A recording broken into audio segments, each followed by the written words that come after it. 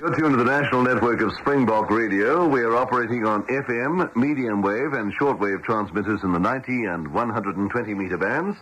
And remember that our late night program this evening, Saturday 68, features the Afrikaans orchestras. That'll take the air at about 10:36, and well, if you're a fan of the Boer Orchestra, you can hear that at 10:36 tonight. I can see our operator outside who's controlling me at the moment with all sorts of little needles and meters and so on and so forth. He is, and he'll be tuned in. He has to be. He can't get away. He's working. Anyway, that's at 10:36 tonight. Springbok Radio time right now is 8:30. The court is now in session, silence in court. Ernest Archibald Pearson, you're charged that on the 7th day of April this year, that is 1967, you did at a place known as Blagden in the county of Somerset, unlawfully and with malice aforethought, take the life of one Brian Richfield. How say you to this charge? You plead guilty or not guilty? This whole thing is a nightmare.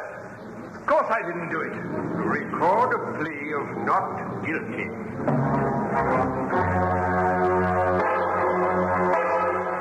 It's time for you to take your place on the jury as Bristol Myers, makers of new Ban Roll-On and new Ban Aerosol Spray Deodorant, Clairol Hair Care Products, and Ipana Toothpaste, invite you to...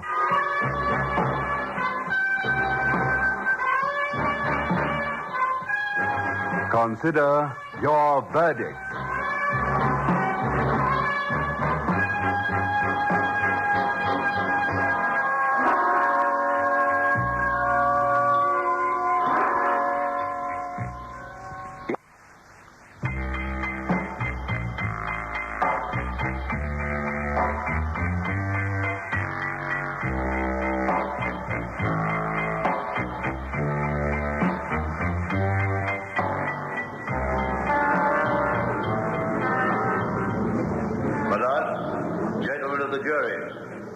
It will not be necessary for the Crown to detail the case against the prisoner at the bar, Ernest Pearson.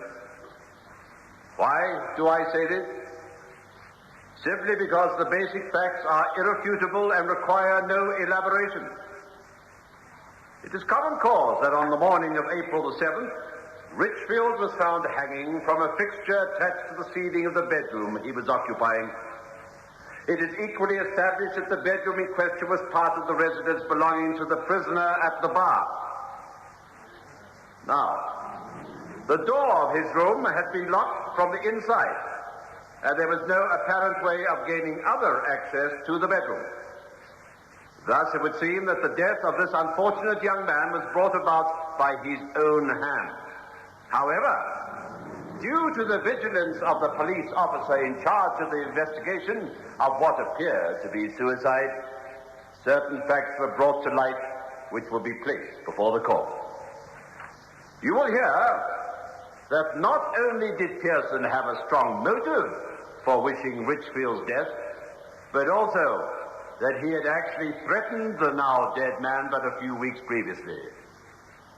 That, coupled with evidence, will lead you to the inescapable conclusion that the death of Brian Richfield was not the result of suicide, but of cold-blooded, deliberate murder. I now call my first witness, Mrs. Mary Sanders. Mrs. Sanders, you are employed as cook housekeeper by Mr. Pearson? Yes, sir. I was with the family for over 12 years. Mr. Pearson is a widower, is he not? That's right, sir. Mrs. Pearson passed away about 6 years ago. Mind you, she was always in delicate health, poor dear. On April the 16th, his daughter Margaret celebrated her 18th birthday. Yes, sir, she did. She was your employer's only child. Yes, sir. As sweet a girl as you could wish. Mr. Pearson was very fond of his daughter. Fond of her? He worshipped the ground she walked on. Miss Margaret was all he had to live for, he used to say. Did you know the deceased, Brian Richfield? Yes, sir. He was courting Miss Margaret. Did you get the impression that Mr. Pearson approved of this? Well, I know he didn't, sir. He didn't approve at all. Did he, in your hearing, give the reasons for this disapproval? Well, he didn't think young Master Brown was good enough for his daughter. Did Richfield frequently visit the house? Oh, no, sir. The master would never have stood for that. How did you know? Well, Miss Margaret used to confide in me, like she told me she was in love with him and how she often used to go out and meet him away from the house. Yes, there was one occasion in February when Richfield visited the Pearsons' home, did he not? Yes, sir, he did. I remember it well. I answered a knock at the door, and there he was, standing there. Did you show him in? Oh, yes, sir. He said he had an appointment. I showed him into the library where Mr. Pearson was reading. Did you overhear what passed between your employer and Mr. Richfield? Well, yes, sir. You see, I was working in the dining room next to the library. I didn't hear anything at first except a mumble of voices, but then I heard Mr. Pearson shouting.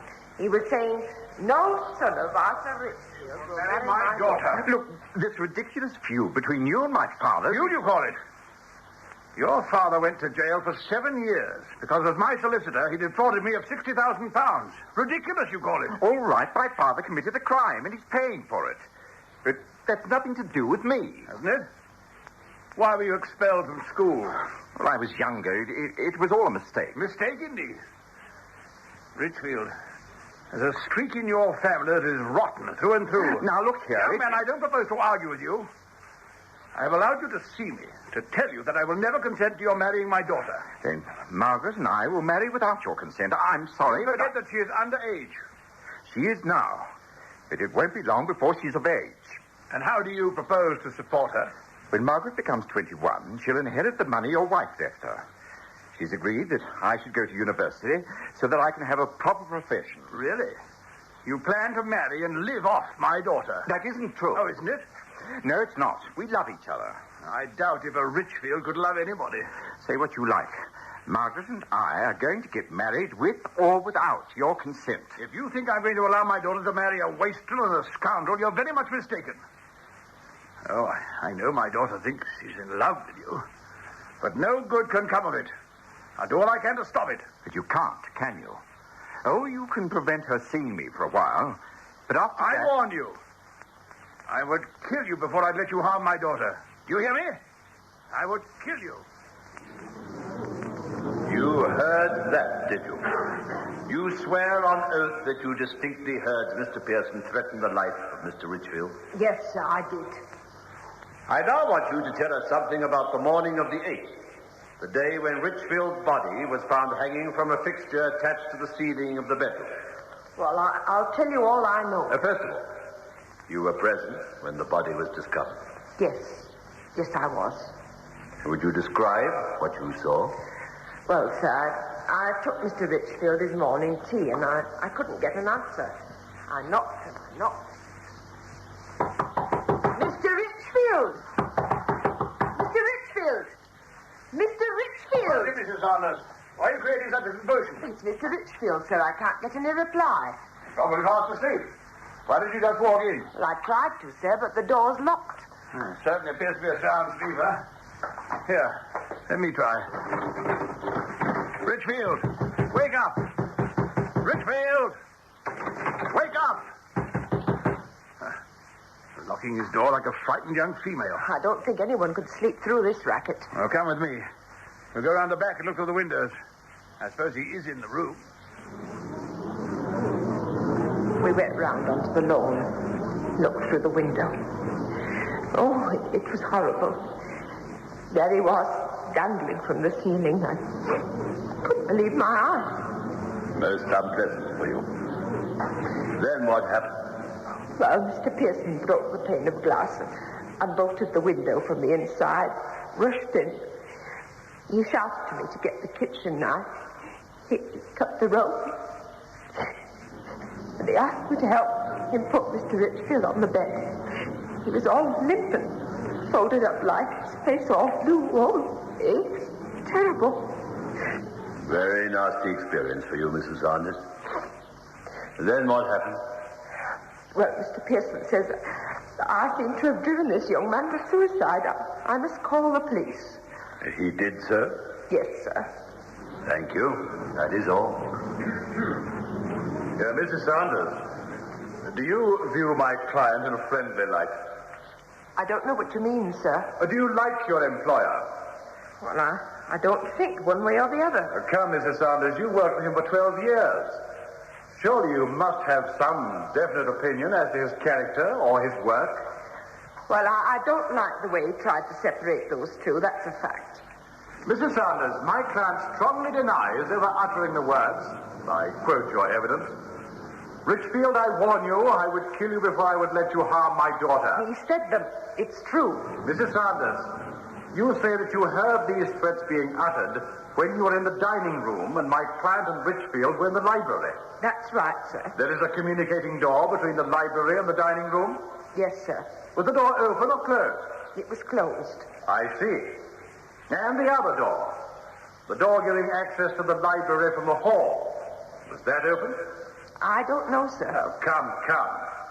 According to your evidence, you showed your visitor into the library where your employer was reading. Did you not close the door when you left them? I can't remember, sir. But would you not do so as a normal procedure? I suppose so, yes. Mrs. Sanders, I conducted an experiment at the house. I asked one of my juniors to go into the library and shout at the top of his voice, whilst I and a colleague listened in the dining room. It was impossible to distinguish what was being shouted in the library. Well, I don't know about that, but I heard it, I tell you. You did you?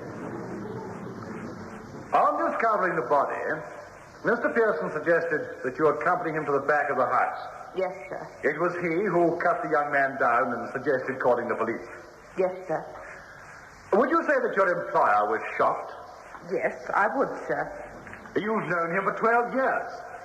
You've made it pretty evident that you do not regard your employer in a favorable light.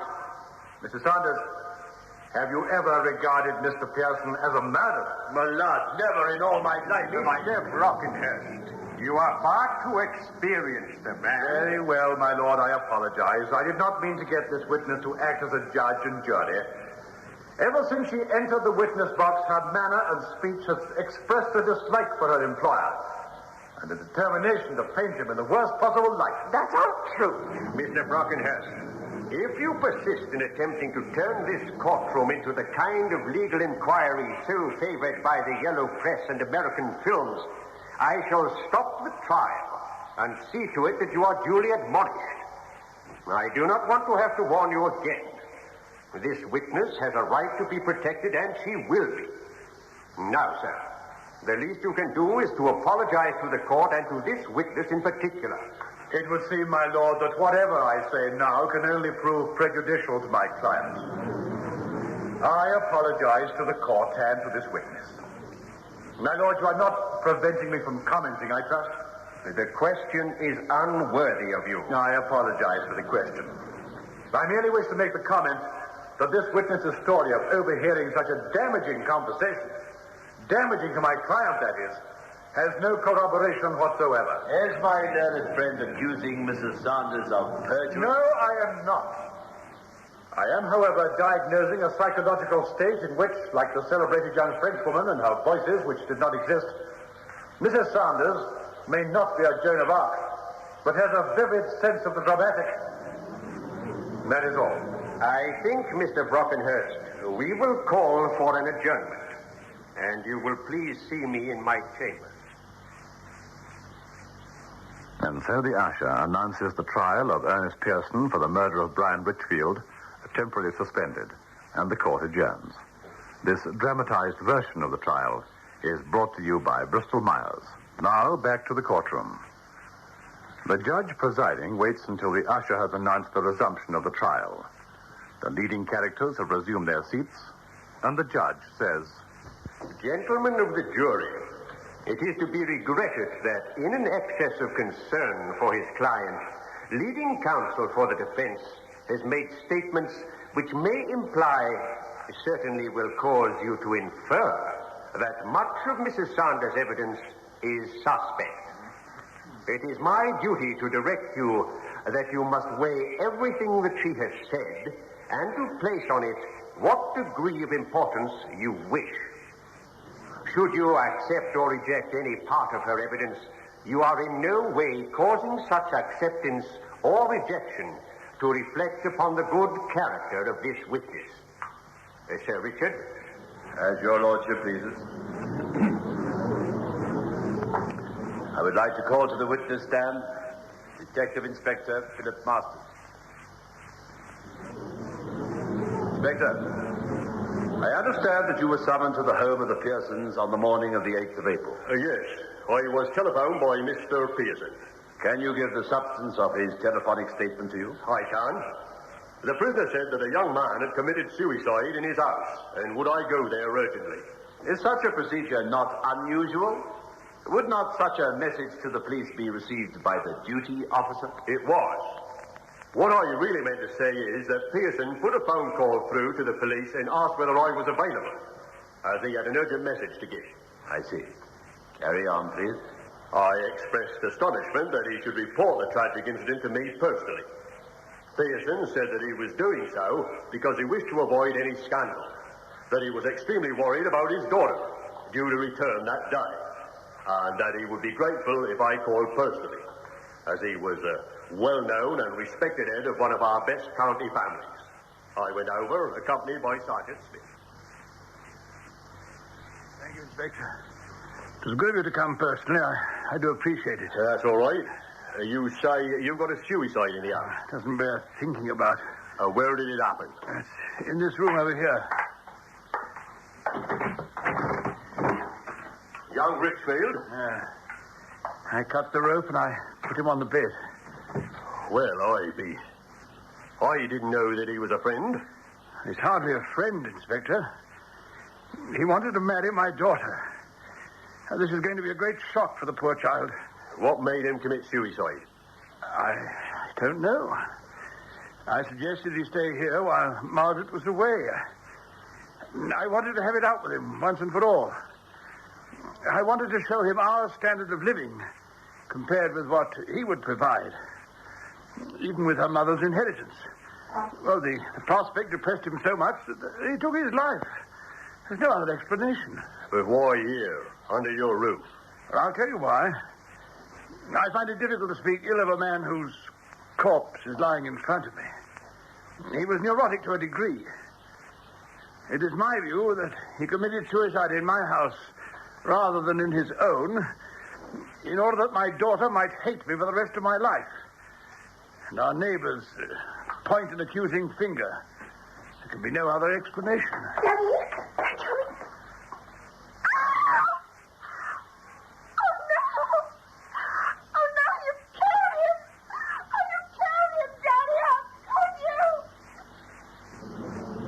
I didn't take much notice of Miss Pearson's outburst.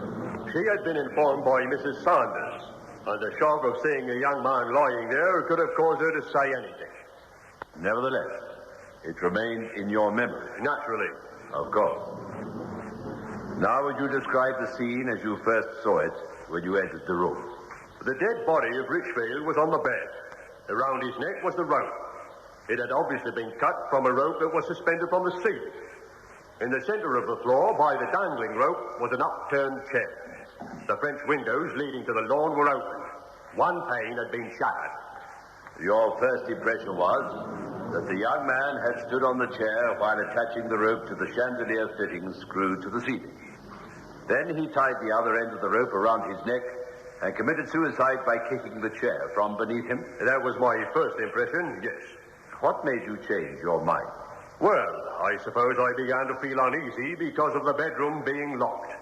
You see, when I arrived at the house, I was shown into the room. And later I inquired from the servant who had unlocked the door.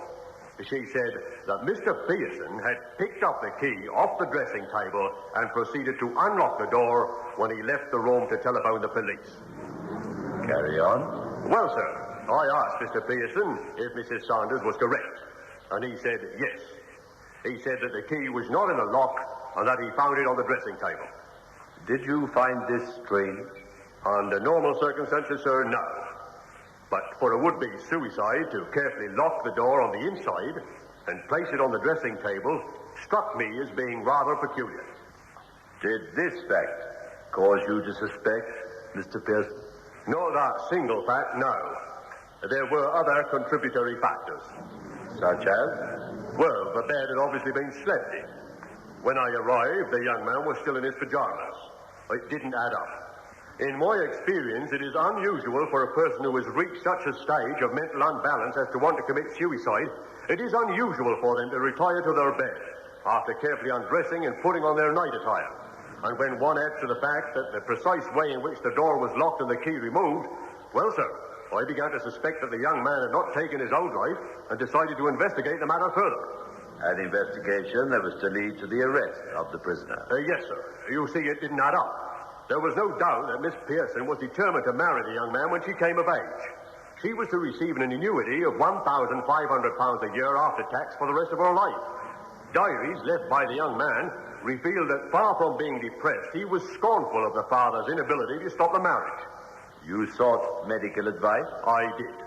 The county surgeon's sworn affidavit declares that it is his considered opinion that Richfield was rendered unconscious and then so suspended from a rope as to cause his death. Did you receive explanations justifying this principle? Yes, sir. 2 grams of xylitol were found in the deceased's body, indicating that he must have been unconscious within a few seconds of swallowing this drug. Xylitol is a barbiturate. Yes, sir. It's most potent and given only in extreme cases and in very small doses. Carry on, please. Examination of the neck of the dead body showed 2 distinct horizontal marks. One indicating very clearly that Richfield was strangled by means of the rope. The other indicating that the mark was made by the weight of the body causing pressure on the rope. Thank you, Inspector. That is all. Inspector, you've known my client for a number of years. Would you describe him as a highly intelligent man? Yes, I would. Would you have regarded it as an intelligent act to ask for the most senior CID policeman in the county to call if he were guilty? I do not see the relevance. Suppose he made just a routine telephone call. The visit would have been made by a sergeant or someone of lesser rank. Yes, sir, it would. Is it not a fair assumption that the dangling cord, the upturned chair, the locked room, I repeat, is it fair assumption that the average policeman would have satisfied himself that it was a case of suicide? Possibly. Was not calling the most experienced detective in the county indicative of my client's innocence? No, sir. I think that the accused hoped to convince me of the young man's suicide and wished to use my authority to keep the matter secret from the public. Why should he want to do that? In view of his known antipathy to the young man. For his daughter's sake. Medical testimony, Inspector, says that prior to the man's death by hanging, he had swallowed 2 grams of xylitol. Were you able to trace where this came from? No, sir. During the course of your investigation, were you able to reveal one instance where my client had purchased such a drug? No. You made every attempt? You questioned pharmacists, doctors, and so on? Yes, of course I did. And the house? You made a thorough search of the house? Yes. You found no trace of xylitol? Or, for that matter, a container that might have held the drug? No, I didn't. Did you question the rest of the household, the daughter, Mrs. Sanders, whether they knew anything of a xylitol capsule or container? I did. Without any success? That is so. Inspector, do you find it peculiar that a man should want to lock his door and remove the key and place it on the dressing table? Yes, sir. Why? Do you not regard it as normal that a man sleeping in a strange house should want to lock the door? It is the removal of the key and the placing of it on the dressing table that I find strange. Really, Inspector? Would it surprise you to learn that when I'm on circuit, I invariably lock the door of the hotel room and remove the key? Does this surprise you? A little. But not sufficiently to want to hang a man for it. That is just it, sir. It is the hanging I'm concerned with. I don't think a suicide would remove the key and carefully put it on a dressing table. Are you certain he wouldn't? Of course I'm not certain. A handsome admission. Now, this xylitol found in the deceased's body, did you attempt to find out whether the young man was taking such a drug? There was no point. He was unconscious when he was hanged by the neck from the ceiling. You are not a medical man. You know I'm not, sir. As a senior detective, you have been involved in many trials where expert medical opinion has been stated. Yes? Have you not known cases where leading medical authorities have violently disagreed with each other? I have. Were you not failing in your duty to determine whether the young man had ever had xylitol in his possession? Even if he had, the dose taken was a lethal one. He would not be in a position to hang himself. Have you not thought that a young man so depressed at the thought of losing Miss Pearson might make doubly sure in his suicide attempt?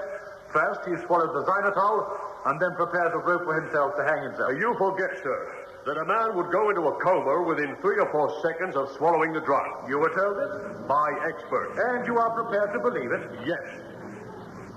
Do you not know that for every drug used, somewhere there is a human being who has an allergy or resistance to that drug? No, I didn't.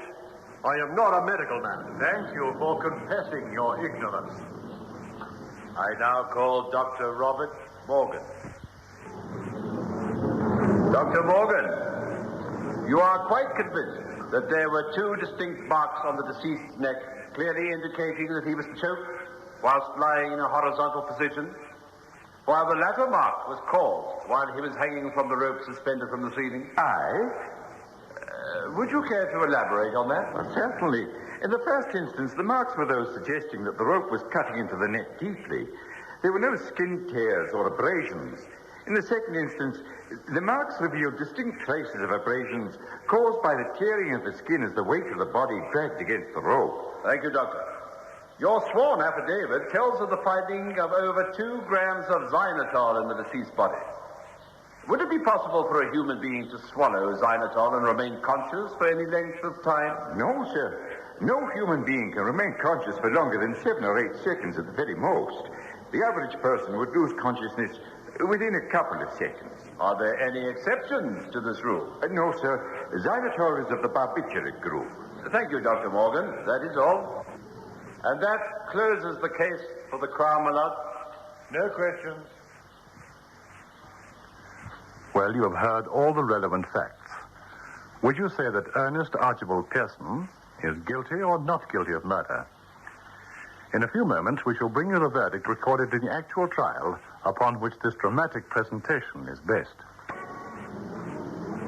Silence in court. Gentlemen of the jury, have you arrived at a true and just verdict? We have, my lord. We find the prisoner at the bar guilty of murder.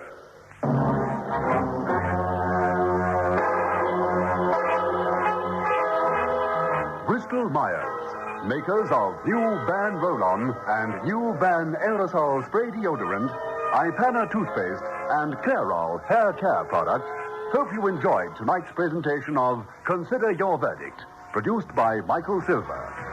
On Friday evening at 8:30, you're invited to listen to Medical File, another great dramatic series also brought to you by Bristol Myers. So, goodbye until next Tuesday, when it will be time once again to take your place on the jury of... Consider Your Verdict.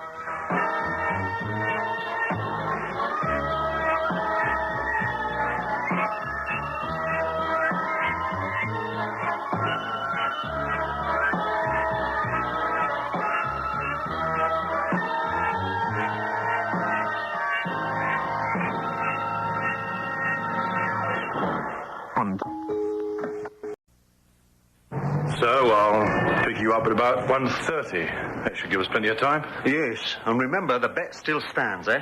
Chelsea to win by 2 clear goals. We go up west and the loser pay... Hello? Eh? That's funny. What? The Kenton's door. Well, it's wide open, but there's no light on. Well, close it for them. No. There might be something wrong. Burglary or something.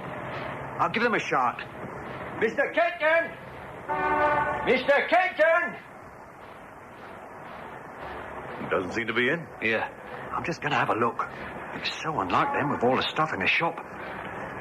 Jack, see if there's a light switch by the door. No. Great Scott! Look at this!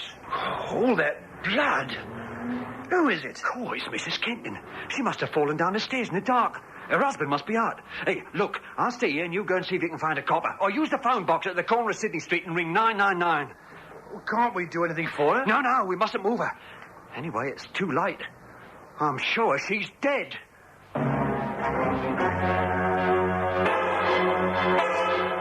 It's time for you to take your place on the jury as Bristol Myers, makers of new Ban Roll-On and new Ban Aerosol Spray Deodorant, Clairol Hair Care Products, and Ipana Toothpaste, invite you to...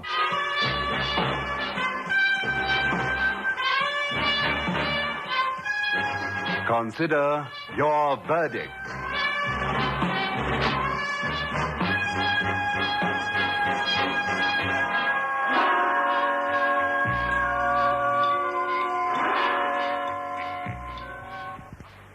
If you're a woman who colors her hair, here's important news. Exclusively formulated Clairol shampoo is now available throughout South Africa.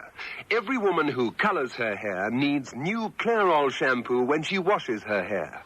Clairol shampoo won't harm hair coloring, won't fade the shade, wash after wash. Don't wash the life out of your hair coloring. Use new Clairol shampoo for color-treated hair. And now Clairol shampoo is available everywhere throughout South Africa. Has a little of the magic gone out of your life lately? Maybe your gray hair keeps you from looking as exciting as you still are. Hate that gray? Wash it away with Loving Care by Clairol.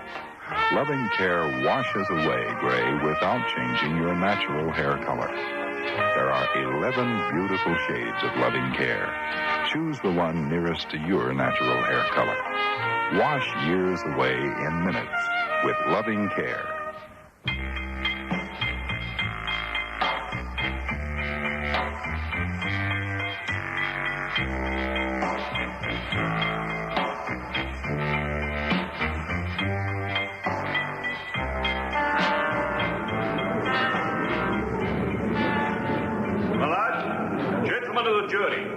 The charge against Roger Kenton is that on the evening of Friday, March the 17th, 1967, he did cause the death of his wife, Isabel Kenton, by hitting her on the back of the skull with a blunt instrument, causing her to fall down a flight of stairs, and then leaving her to die of the injuries sustained. Kenton, who is 50 years of age, has since his discharge from the army attempted to earn a livelihood in a variety of ways, from selling goods on commission to managing a small restaurant, all with varying degrees of failure, until some 3 years ago, when his wife, whom he married in 1951, provided the money for him to set up as an antique dealer in a small way in Chester Street, Chelsea. Even this venture appeared to be no more successful than his previous endeavors, probably due to Kenton's sketchy knowledge of the antique trade, although he himself puts the cause of his wife's reluctance to lay out sufficient capital for him to enlarge the business and to compete with more established dealers. The Kentons lived above the shop, access to the living quarters being obtained by a flight of stairs leading from a door in Chester Street next to that of the shop. On the night in question, Inspector Roxbury was called to the building as a result of a telephone call made to Scotland Yard. I call as my first witness Inspector Roxbury. Inspector Roxbury, will you please describe the sequence of events subsequent to your arrival at Chester Street? Yes, sir. I found Mrs. Kenton lying at the foot of the stairs leading from the street door. She was quite dead and appeared to have lost a considerable quantity of blood from a head wound on the base of the skull. She was dressed in her nightclothes, and from the state of the bed when I examined the house, it would appear that she had at some time previously actually been in bed. There was no one else in the building and no obvious signs of burglary. The front door had not been forced, and although there were several windows in the upper floor open, there was no evidence that the entry had been made through any of them. After taking a statement from the two young men who had discovered the body, I sent them home and waited for the arrival of Mr. Kenton. He arrived at some 10 minutes after 11. What on earth's going on here? Excuse me, sir. Are you Mr. Kenton? Yes, but what's going on? Has there been a burglary? I'm afraid it's rather more serious than that, sir. Isabel. It's Isabel. Something's happened to my wife. Yes, sir.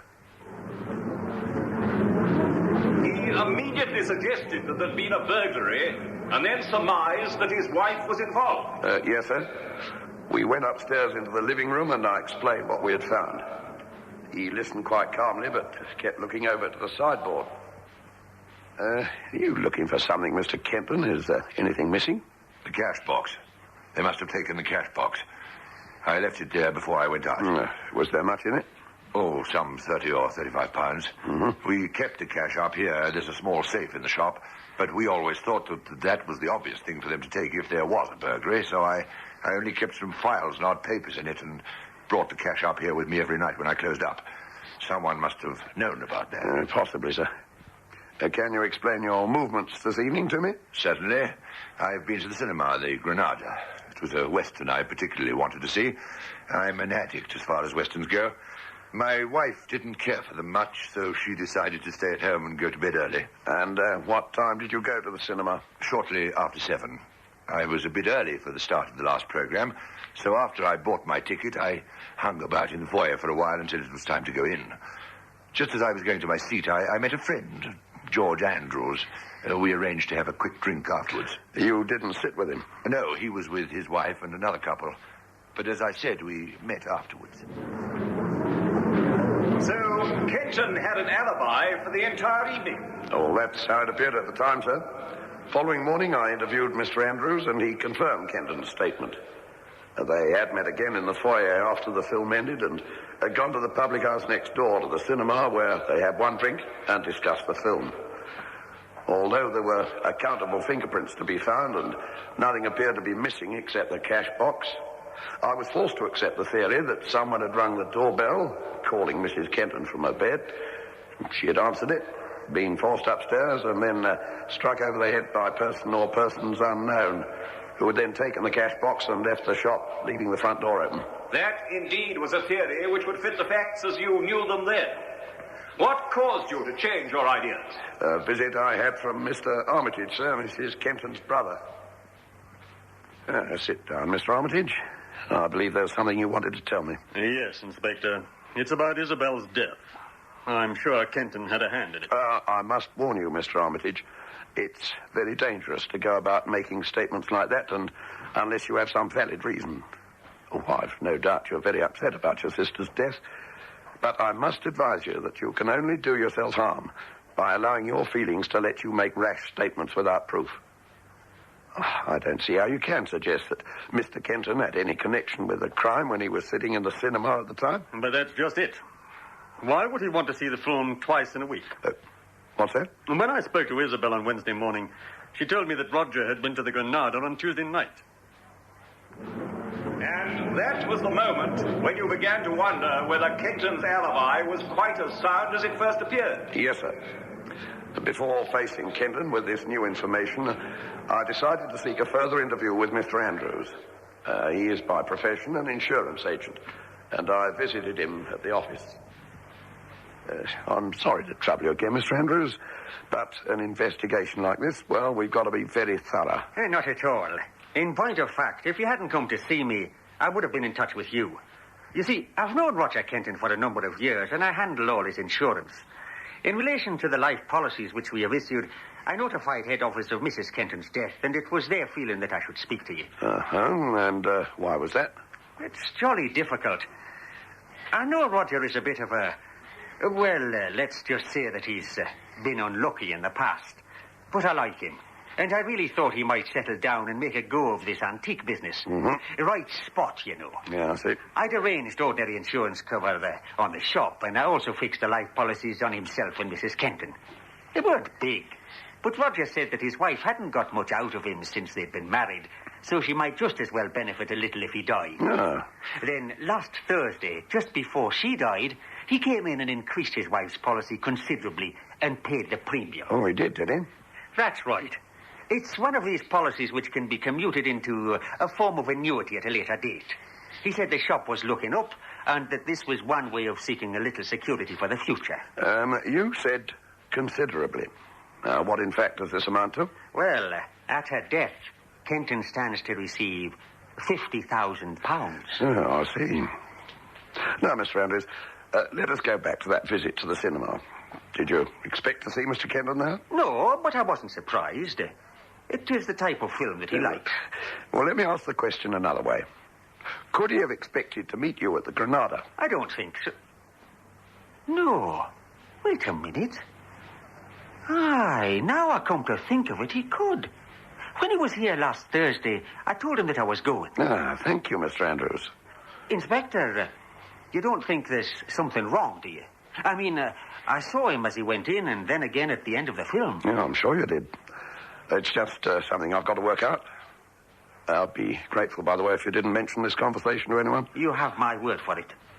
Think back, if you will, Mr. Andrews, to that meeting at the cinema. Shut your eyes. It sometimes helps to conjure up an image. Can you remember any difference between the appearance of Mr. Kenton before and after the film? Difference? I don't quite follow. He certainly seemed to be very animated while we were in the pub. He kept on talking about the film. Mind you, it was a good one. But I'm not so devoted to westerns as Roger is. I just like a well-made film. His appearance. I'm thinking. You know, Inspector, you're right. Shutting your eyes, I mean. I can see him as clearly as anything. I've got it. I am sure of it. Before the film, he had a raincoat over his arm, and I can't remember seeing him with it afterwards when we were in the pub. Kenton had no raincoat with him when he arrived home on the night of the murder. And when I questioned him, he reaffirmed his statement regarding his movements on the night of the murder and denied having visited the Granada on the Tuesday. I then asked permission to remove the clothing he had been wearing on the Friday night.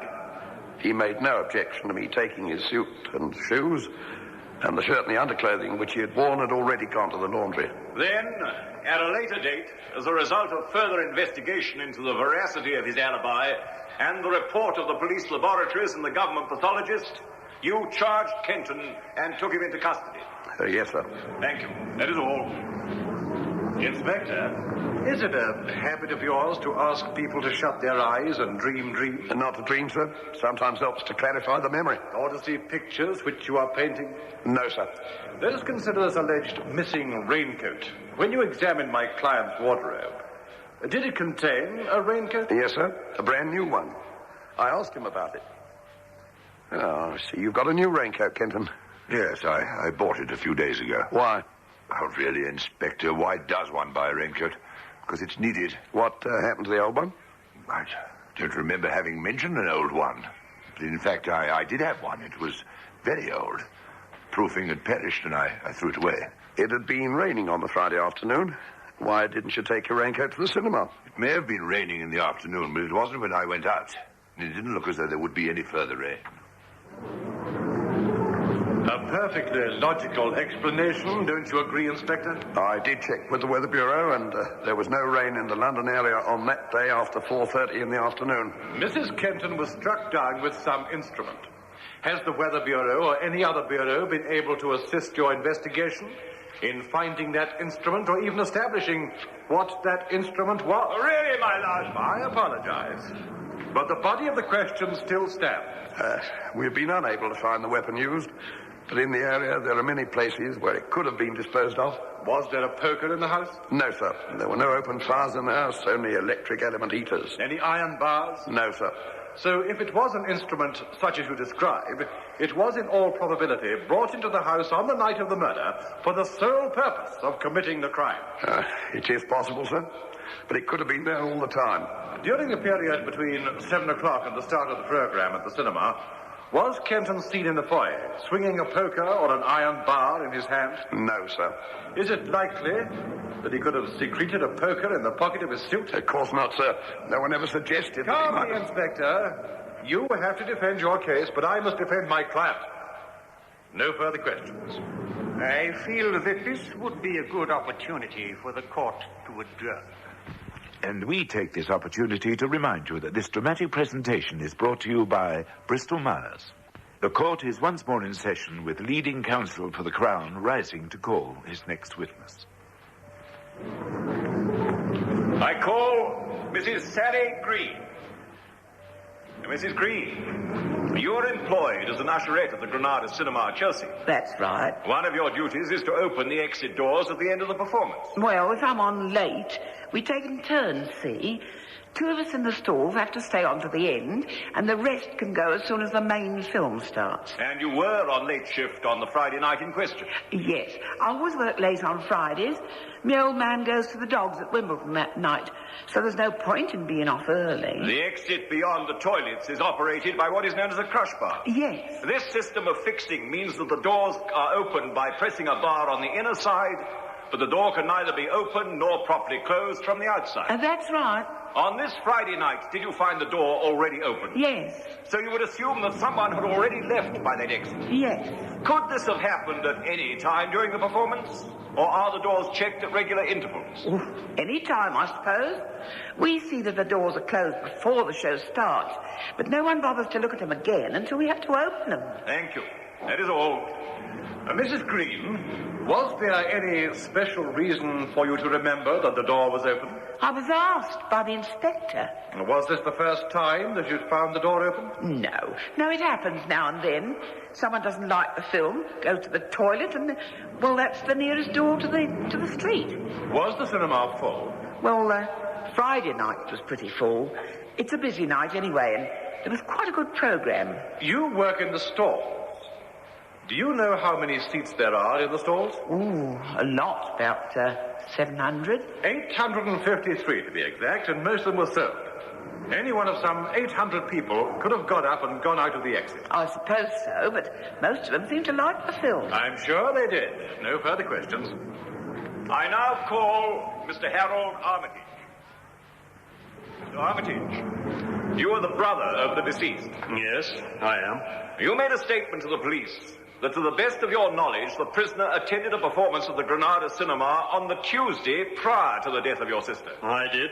Had you any reason to suspect that the prisoner might do your sister harm? Not exactly that, but I knew that there was trouble between them. Isabel came and had lunch with me on Wednesday before the murder. She used to come most Wednesdays. And more coffee, Isabel. No, thanks, Harold. That was very nice. How's Roger going with the shop? Oh, that's going the usual way. Anything he touches goes down. He keeps trying to get me to put more money in it. He says that with more capital, he's sure that he'll be able to bid against the big boys and really get known. But the real answer is that he doesn't know enough about it. You're right, Isabel. I wouldn't let him have another penny. Uncle George would turn in his grave if you didn't take some care of the money he gave you. I've said it before and I'll say it again. I cannot understand what you see in Roger. Perhaps you can't, and I'm not going into all that again. It's been quite a few years now, and if you live with someone for some time, you get used to things. Even his liking for those rubbishy westerns. He loves them. He went to the Granada to see one last night. I just stayed home and read a book. You're too easy with him. Make him take you out more and enjoy yourself. Put your foot down. Don't worry, Harold. I'm happy enough. But I tell you one thing. Not another penny does he get from me for the shop. Now, let's change the subject. How's Amy doing at the Tech? So, on oath, you assert that the prisoner had already seen the film he alleges he saw for the first time on the night of the murder, and that there had been money troubles between Kenton and your sister? Yes. Thank you. Mr. Armitage, do you like Roger Kenton? What? I asked you a simple question. Do you like your brother-in-law? Well, I never thought that much of him. I didn't think he was good enough for Isabel. You didn't like him? I thought he was a failure. Successful men do not always make the best husbands. However, let that pass. Mrs. Kenton didn't enjoy Western films. No, they bored her. So she would not necessarily pay much attention to where they were showing. She knew that Roger went to the one at the Granada. Did she know there was also a Western showing at the Forum? She didn't mention it. She said the Granada. But taking so little interest in that kind of film, might not she have assumed it was the one at the Granada? She said the Granada. But isn't it possible? We don't know what is possible, do we? All we do know is that she said the Granada. No further questions. I now call Dr. Eustace Freeman. Dr. Freeman, as government pathologist, you were called to examine the body of Mrs. Kenton and also various articles of clothing submitted to you by the police. Yes. In words that can be readily understood by this court, will you describe what your examinations revealed? Mrs. Kenton had received a blow on the base of the skull from a heavy rounded object, which must have been approximately 1 inch round in diameter. The blow was delivered with considerable force, and a fracture of the skull resulted. Her left forearm had also sustained a multiple fracture, which would be consistent with a fall down a flight of stairs. But neither of these fractures would necessarily of themselves have resulted in her death. The blow on the skull was severe, and in fact, in a state of unconsciousness, she had literally bled to death. With regard to the clothing, apart from the usual soot and general dirt, which one would expect to find in clothing worn in London, there was evidence of various polishes and varnishes which were consistent with the wearer being occupied in the antique furniture trade. But no trace of bloodstains? On the suit, no. With regard to the shoes, although they'd been well polished and even probably washed at a recent date, traces of blood were found embedded in the joint between the sole and the upper of the left shoe. Was it possible to identify this blood? It was human blood of the group O. And Mrs. Kenton's blood? Group O. Thank you, Dr. Freeman. That is all. Dr. Freeman, in your profession and in your position as government pathologist, you are most highly esteemed. In fact, there are those who have voiced the opinion that you are infallible. That would be a foolish opinion. None of us are infallible. Thank you, sir. You've saved me asking the question. You can sometimes be mistaken. Obviously, but as infrequently as human error will allow. You found no signs of blood on the suit. I've already stated that. But slight traces on just one of the shoes. Yes. Having regard to the manner of the assault, would you not have expected to find more blood on the shoes and at least some signs on the suit? If the suit and the shoes had been worn at the time of the assault, possibly. Ah. But I've never been told as fact that the suit and shoes were worn at the time. And even if the suit had been worn, it might have been protected by some outer covering. And the shoes? They'd been cleaned, and traces of blood are much more readily removed from highly polished leather than from a fabric. The blood found was of group O. Is this a very common blood group? Yes. Would it interest you to know that the prisoner is also of the same group? It wouldn't interest me in the very least. I've said it's a very common group. But your evidence would tend to imply that the blood found on the shoe came from Mrs. Kenton. What you imply from my evidence is of no concern to me. I've been asked to state what I found on examination of various objects, and that is what I've done. The conclusions are for the court to decide. No one was present except the murderer when Mrs. Kenton was struck down. No witness can step forward and point an accusing finger and say, that man is guilty. But a chain of events has been related that can leave no doubt. Why was this crime committed? Simply for financial gain. We have heard of a loving wife who has for years overlooked the failings in the man she loved. A wife who had nurtured and supported him, who had financed projects in which her faith was doubtful due to the ineptitude of her husband. We have heard how at last she cried a halt until some signs of actual ability and success were shown. This cry of halt was but a spur to the prisoner to take matters into his own hands. Is it possible to believe his explanation of why the life insurance was so suddenly and greatly increased? And as to the commission of the crime, the prisoner at first supplies an alibi which would seem complete. But you have heard how, in fact, it is no alibi at all. There was the means and ample time for him to have left the cinema and returned between his first and second meetings with Mr. Andrews. You have heard how simple it was for him to have discussed the film on that Friday night, for he had already viewed the program on the previous Tuesday. You have heard of the disappearing raincoat. No wonder a new one was purchased and the old one thrown away, when in all probability it was covered in his wife's blood. Blood which you have heard in the medical evidence was found on his shoe and could have come from nowhere but from the murdered woman. The chain of events is complete, and nothing remains for you but to point your finger at the prisoner and speak the one word, guilty. My lord, gentlemen of the jury, you, like myself, must have sat patiently throughout this trial, waiting for the Crown to present one shred of evidence which might justify my client being in the position in which he finds himself today. But all that we've been subjected to is a series of theories and surmises. Possibly there had been a discussion over money matters, but this is a common occurrence in many families. And of the murder, what vestige of proof has the Crown provided to link it with the accused? A missing raincoat? By an unfortunate coincidence, the new one had been purchased but a few days before the murder. A story that the film had been seen before. It is impossible to remove the doubt that Mrs. Kenton had been mistaken. The evidence of the blood on the shoe, the pathologist himself stated that he drew no conclusions, simply stated what he had found. Kenton's blood is of the same group and could at any time have found its way into the crack from a cut finger. I submit that there is no case to answer. Well, you have heard all the relevant facts. Would you say that Roger Kenton is guilty or not guilty of the murder of his wife? In a few moments, we'll bring you the verdict recorded in the actual trial upon which this dramatic presentation is based. Silence in court. Gentlemen of the jury, have you arrived at a true and just verdict? We have, my lord. We find the prisoner at the bar guilty of murder.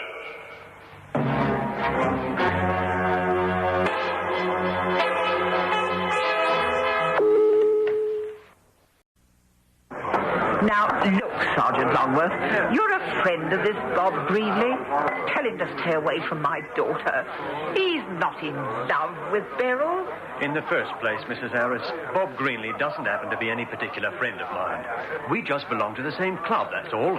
In the second place, I think you're being a bit unfair to your daughter. And in the third place, it's got nothing to do with me. Hasn't it? After all, you belong to the CID, don't you? Don't tell me you want to bring police proceedings against him. I know that my daughter is besotted with the man. She won't listen to reason. A married man with 3 children. No, my only hope's to get this fellow Greenley to leave my daughter alone. If he doesn't, I'll kill him, even if I have to swing for it.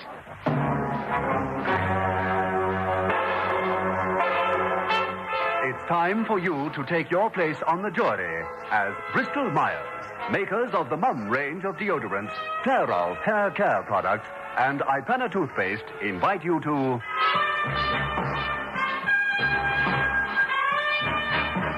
consider your verdict.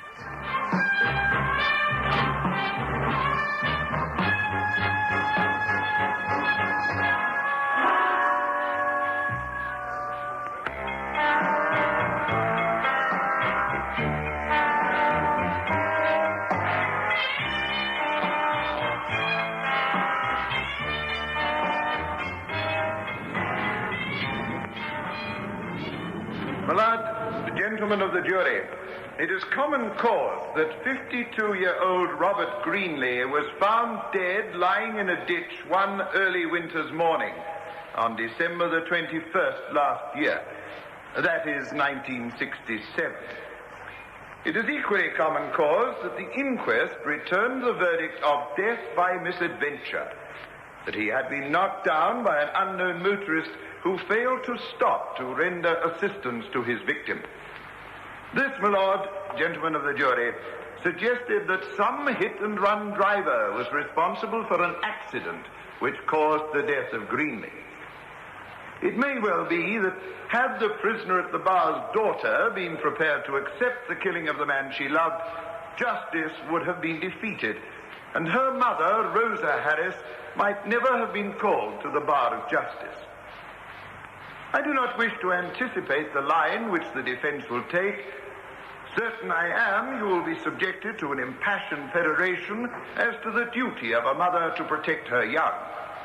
For that, my lord, gentlemen of the jury, was the motive for this man's murder, and no self-respecting citizen can condone the illegal taking of human life. It is on that note I will call my first witness, the prisoner's own daughter, Beryl Harris. Miss Harris, it was you that visited Sergeant Longworth at the Buxton police station and declared that the death of your friend was not the result of an accident, but the deliberate act on the part of your mother.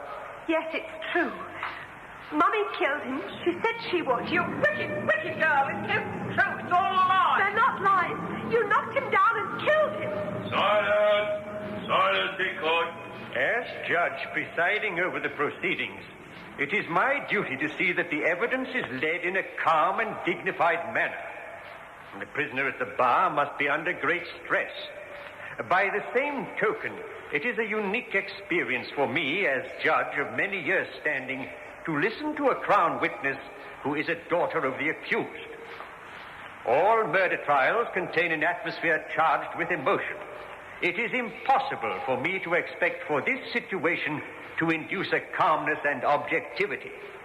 Nevertheless, prisoner will restrain herself as best she can in the knowledge that she has an eminent jurist to safeguard her interest. Counsel may proceed.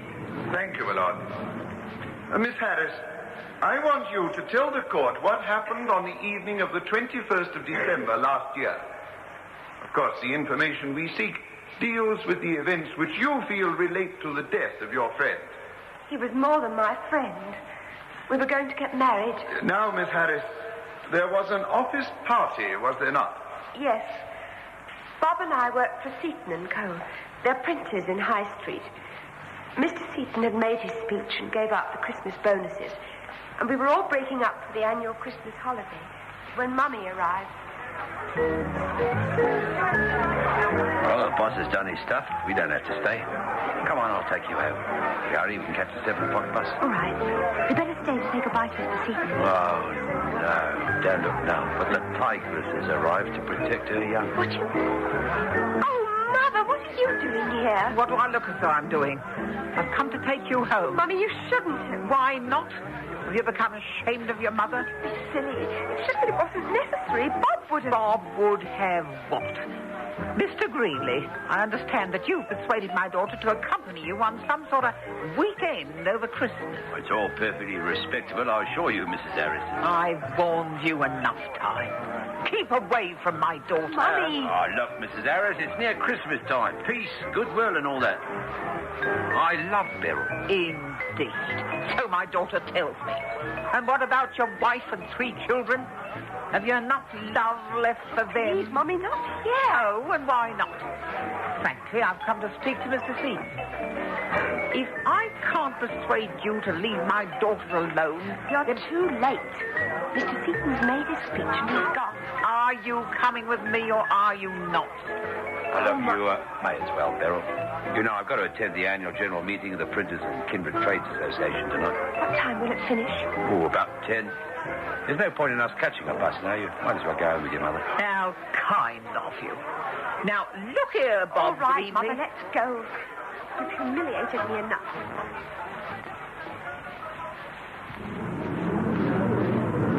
Mother and I left. And your mother drove you home. That is to the Buxton Spa Arms. Yes. We live above the premises. I see. Thank you. Now, this is important. Your evidence clearly indicates that your mother was fully aware of the movements of the late Robert Greenley on the evening of the 21st of December, 1967. You heard him tell her that he was going to this meeting, which would continue till 10 p.m. Yes. Had your mother made threats against the life of Greenley? Frequently. How dare you say such a thing? It isn't true, my love. It isn't true. The court will establish the veracity of your daughter's testimony. I have already made it clear that you must contain yourself. You will have every opportunity to rebut your daughter's testimony. I'm sorry, my love. Your mother has just expressed her indignation at your statement that she threatened the life of the now dead man. Can you remember when she last uttered such a threat? Yes. It was less than a week before he was killed. It was about 9 o'clock at night. And because it was busy in the bar, I was helping Mummy out. And gins to Joe. He's certainly got his hands full tonight. All right, Mummy. Joe, here are the gins for that table over there. Thanks, Miss Beryl. Oh, that nice couple, the Medcalfs, have just come in. Over there, see, in the private bar. They've asked us to spend Christmas Eve with them. Oh, I hope they didn't accept. On my behalf, I mean. Well, of course I did, dear. Oh, I'm sorry, Mummy. I should have told you sooner. I'm going away for Christmas. Oh, charming. And leaving your mother to... Oh, Mummy, not now. Let's not argue. You mean you're going with Greenley? Yes. My child, there's a name for women who take husbands away from their their wives and children. Oh, please, Mummy, don't be so old-fashioned. Bob and Joyce haven't had anything to do with each other for ages. Besides, as soon as his divorce comes through, we're going to get married. He'll never live to get his divorce. Dirty, rotten swine. If he must be unfaithful to his wife, why doesn't he go off with someone his own age? Don't raise your voice, Mummy. People are looking at you. Who's going to pay for the Christmas holiday? You?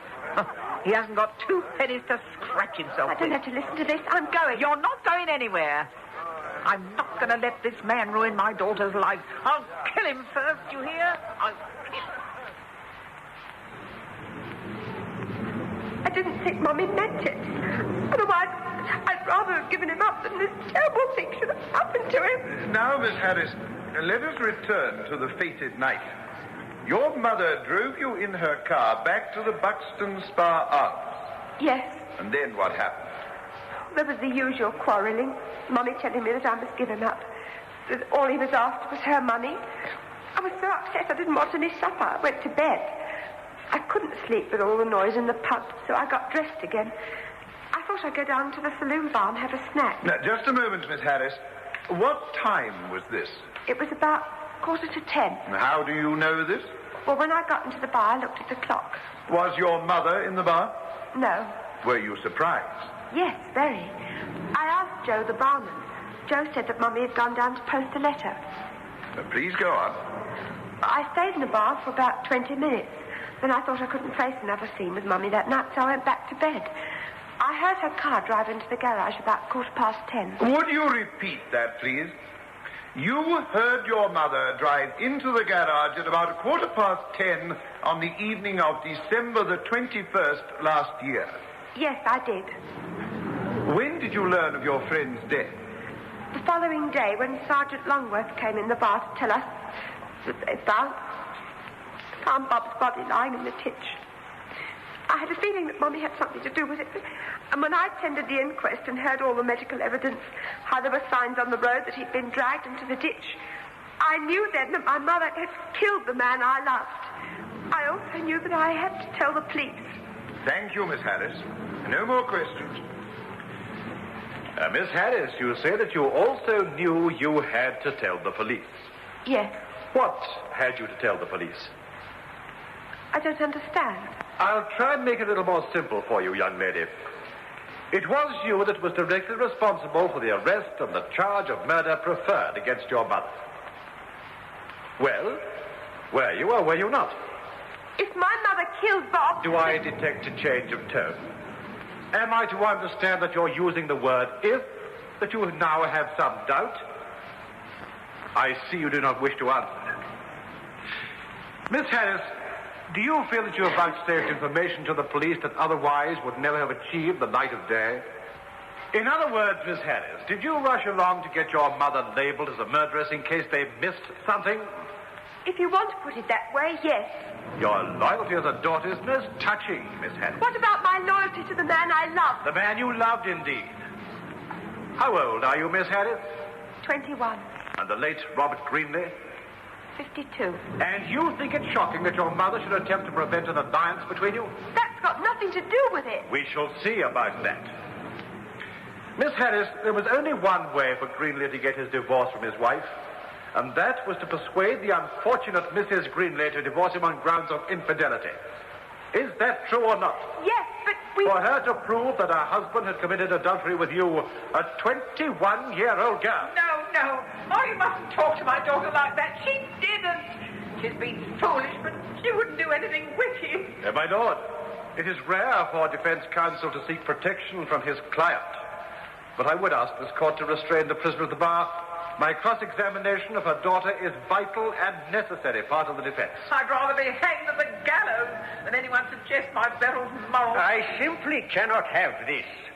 Unusual as the case may be, I would like to see both leading counsels in my chamber.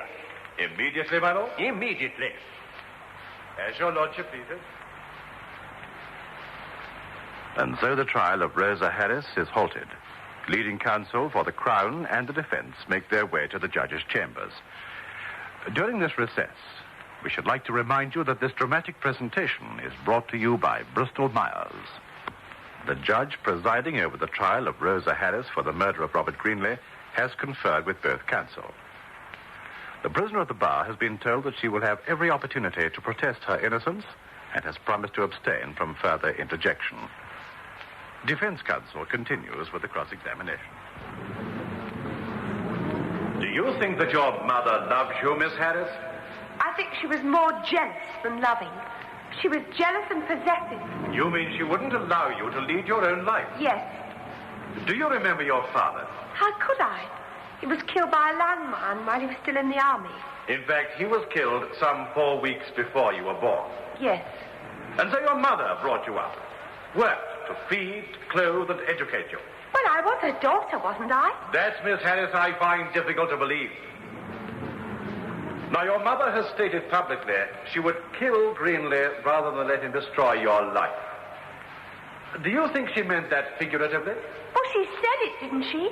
May I say to you, Miss Harris, that in a long and checkered career, I too have said that I would rather kill someone than witness a certain course of action. But I'm no murderer, I assure you. You can say what you like. Bob was murdered, and the only person who wanted him dead was my mother. I don't think there's any point in cross-examining you further. You may go. I now call Detective Sergeant Mark Longworth. Sergeant Longworth, when did you hear of the death of Robert Greenlee? At approximately 9:10 a.m. on the morning of December the 22nd, I picked up Dr. Wrigley and we drove through Cleveland Lane. Sure enough, lying in a ditch was someone I knew very well, Bob Greenlee. I took a statement from Mr. Burrows, the postman. He'd been delivering letters and saw the body as he was cycling down the lane. Dr. Wrigley said that the man had been dead for over 12 hours. And then I noticed something strange. You see, although it was very cold, there hadn't been any rain for over 24 hours. There were distinct marks of the dead man's body having been dragged from the side of the road into the ditch. What is more, there were specks of blood confirming this. An examination of the back of the man's heels revealed dirt from the road. And what did you conclude from this? That he had been knocked down by a motor car and then dragged into the ditch. Why motor car in particular? Whoever had done this thing actually ran over the man. There was a tire track spreading diagonally across the back of the jacket he was wearing. So it wasn't just a hit-and-run driver, but a driver who hit, ran over his victim, and then dragged the body into the ditch? Yes, sir. Carry on. Well, sir, the tire mark on the jacket, as well as on the road, gave us clear indication as to the size and make of the tire. It was a Forsyth 252 tire. There's no question of this? None at all. Carry on, please. Well, sir, on the basis of the clues in our possession, we sent out a circular asking all garages to notify the police should any car containing Forsyth 252 tires arrive for repairs. In this, we were unsuccessful. At that time, we had no indication that Greenlee was a victim of a premeditated murder. As the result of a visit by Miss Beryl Harris and her signed statement, as well as a statement made to me by the prisoner some weeks before Greenlee's death, I decided to question Mrs. Harris. Mrs. Harris, Robert Greenlee was killed as he was walking home from a Printers Association meeting. Now, that meant walking along Cleveland Lane. What's that got to do with me? Did you know that Greenlee would be walking along that lane at that time of night on that particular evening? No, of course not. Look here, are you suggesting It's not what I'm suggesting, Mrs. Harris. It's what has happened. Someone knocked Greenlee down. It was pretty vicious. Having knocked him down, they ran their car over him and then shoved him in a ditch. Now, you say you didn't know he was going to be walking along that particular thoroughfare on the evening of the 21st of December last year. But your daughter says you did know, and she also Never mind what my daughter says. That horrible man has bewitched her. She'll say anything. I might as well tell you I've had a look in your garage. I see that you use Forsyth 252 tires. Well? Well, Mrs. Harris, the man who drove that car, or the woman who drove that car... I've had enough. Mark Longworth, if you're trying to tell me that I killed this wretched man, you must be out of your mind. I see you've got a dent in the near side mudguard. How did that happen? Not by knocking down Greenlee. I skidded and hit a tree about 3 weeks ago. Supposing I tell you that your daughter said... Never mind what my daughter says. I'm neither a liar nor a murderer. Oh, to think that my baby, the flesh of my flesh, should say such things about me. What were you doing on the evening of the 21st? Working in the bar. You know as well as I do, Mark Longworth, what I was doing on the 21st.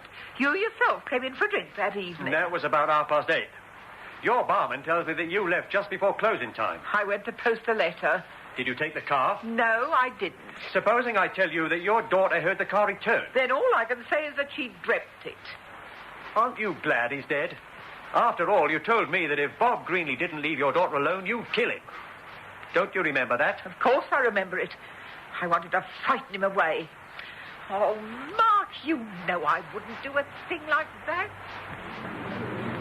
I found her answers unsatisfactory, swore out a warrant for Mrs. Harris's arrest, and pulled her in. Thank you. That is all. Sergeant Longworth, take a look at that table. That's the mudguard, isn't it? You've examined it. You know it does belong to my client's car? Yes. The defense brought this mudguard to court. Why didn't you? Objection, my lord. Witness is not responsible for the conduct of the prosecution of this case. Really, Mr. Mortimer, you should know better. I suspect that you do. Please look to your line of cross-examination. With respect, my lord, there is not a tittle of evidence against my client other than the statements made by her daughter and the witness. Since this witness has chosen to place emphasis on the significance of the dent in the mudguard, I would have thought that somebody would want to impress the jury with this vital exhibit. Nevertheless, you know only too well that the sergeant in charge of the investigation has little or no influence on the conduct or method the prosecution is to employ. I stand rebuked, my lord. May I humbly crave your lordship's permission to show this mudguard to the jury? Permission is granted, but I will not be subjected to any impertinence. You are bordering on contempt. In which case, I apologize, my lord. Show it to the jury. Pass this around, will you? Gentlemen of the jury, you will observe that this indenture has not broken the enamel. Therefore, there is no rust, and because there is no rust, it is impossible to determine whether the mudguard was injured a week, 2 weeks, or even a year ago.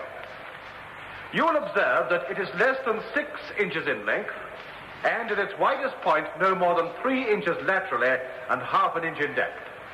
Remember that the car that struck this man must have been going at a terrific speed to have knocked him down and killed him. Remember also that the nature and size of this dent in the mudguard is of such insignificance as to have been unnoticed unless it had been pointed out. Now, Sergeant, my client denies using her car that evening. The Buxton Spa Hotel is on the main high street. It is possible for Miss Harris to have been mistaken, that some other car might have driven and stopped nearby the public house. I don't think so. It's strange to me that no one had noticed the dent in the mudguard before. Yes, Sergeant, I would remind you that Miss Harris was arrested 3 days after the inquest, 10 days after the finding of the body. Neither you nor anyone else had commented on the injury to the car. That is all. That concludes the case for the Crown, my lord. Does defense wish to call any witnesses? Only one witness, my lord. The prisoner herself, Rosa Harris. Mrs. Harris, did you threaten the life of Robert Greenley? I may have done. I wondered where I went wrong, that my baby should imagine she was in love with... Oh, a chancer like that. Why did you tell Sergeant Longworth you had no idea that Greenley would be walking down Cleveland Lane that evening when he was knocked down and fatally injured by a motor car? Oh, do you think I remembered or cared what he said when I called to fetch my baby from the firm's Christmas party? Do you think I plotted to do a dreadful thing that... Oh, it isn't true. It isn't true. I am convinced that it isn't. Thank you, Mrs. Harris. And I'm convinced it is true. Who else wanted Greenley out of the way? I wanted him out of the way, but I didn't murder him. I submit you did. I submit you were so desperate to save your daughter from this man that you decided to take your car out of the garage, wait for him in the knowledge that he would be walking along Cleveland Lane, and then accelerated at great speed with the deliberate intention of causing his death. No, it isn't true. I suggest that in your desperation you lost all sense of proportion, that you were determined to carry out the threats you have frequently made. I'm sorry for you, Mrs. Harris. Sorry for your diseased mind. Diseased, but not insane. Sorry for the fact that your hate for Greenley turned you into a killer. Would an ordinary hit-and-run driver pause to get out of his car in order to drag the unfortunate Greenley into a ditch? Are we to ignore the threats that the prisoner admits making against Greenley's life? Are we to disbelieve her own daughter's testimony? Of course not. Mercy we cannot help feeling for the prisoner at the bar. But mercy must be tempered with justice. And because of this, you cannot help but find Rosa Harris guilty of murder. It is not my client who possesses the deceased mind, but her daughter. I suggest, my lord, gentlemen of the jury, that this poor, unfortunate young girl has become so obsessed by Greenley as to lose all sense of love and loyalty for her mother, all sense of decency and proportion, and because of this, her evidence has become distorted, colored to the point where it cannot be believed. I am not asking for mercy. I am asking for a verdict in accordance with the evidence you have heard and in accordance with the laws of this country. You have seen Rosa Harris, watched her anguished expression as her daughter sought to defame her mother's character. This woman is not entitled to mercy, for that suggests guilt, and she is not guilty. As true as there's a heaven above, you will be committing a crime against civilization if you bring in a verdict of conviction. Well, you have heard all the relevant facts in the case. Would you say that Rosa Harris was guilty or not guilty of the murder of Robert Greenley? In just a moment, we will bring you the verdict recorded in the actual trial upon which this dramatic presentation is based. Silence in court. Silence. Gentlemen of the jury, have you arrived at a true and just verdict? We have, my lord. We find the prisoner at the bar, Rosa Harris, not guilty of murder.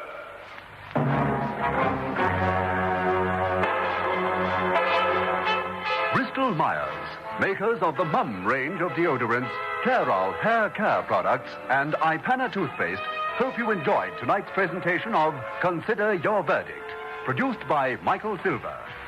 On Friday evening at 8:30, you're invited to listen to Medical File, another great dramatic series also brought to you by Bristol Myers. So goodbye until next Tuesday, when it will be time once again to take your place on the jury of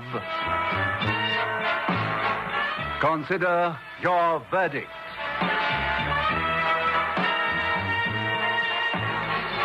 Springbok Radio it is, and in a few moments you'll be able to hear General Motors on. Harry! Oh, yes, Albert? It's no good you standing there. Go on, get busy. We haven't got all day. You don't think I'm going to clean the blooming up myself, do you? All right. Keep your hair on. Just testing a cradle. Well, hurry up! Keep your hair on, cheeky little swine. Whatever she says, he's going. I'm not going to be the laughing stock of the neighbourhood. God, the muck they get on these windows is past belief. Haven't you started yet? I've got to make sure the hooks are on properly. I suppose it would please you if the cradle slipped and I went hurling down below, wouldn't it? It'd be no loss to... No!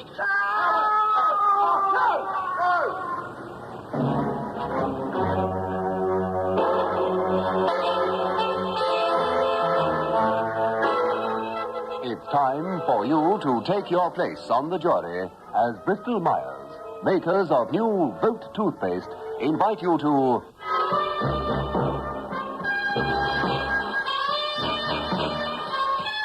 Consider Your Verdict.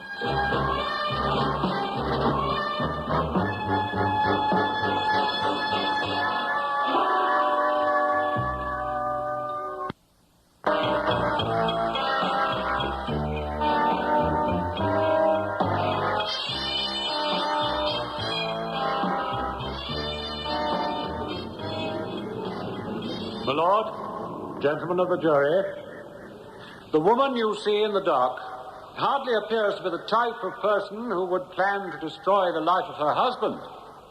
Yet it is our submission that that is precisely what she did do. Although she failed in her ultimate object, the results of a diabolical act will be seen when we call upon her unfortunate husband to testify. Look at the benign appearance of the prisoner with her grey hair, twinkling blue eyes, fresh complexion.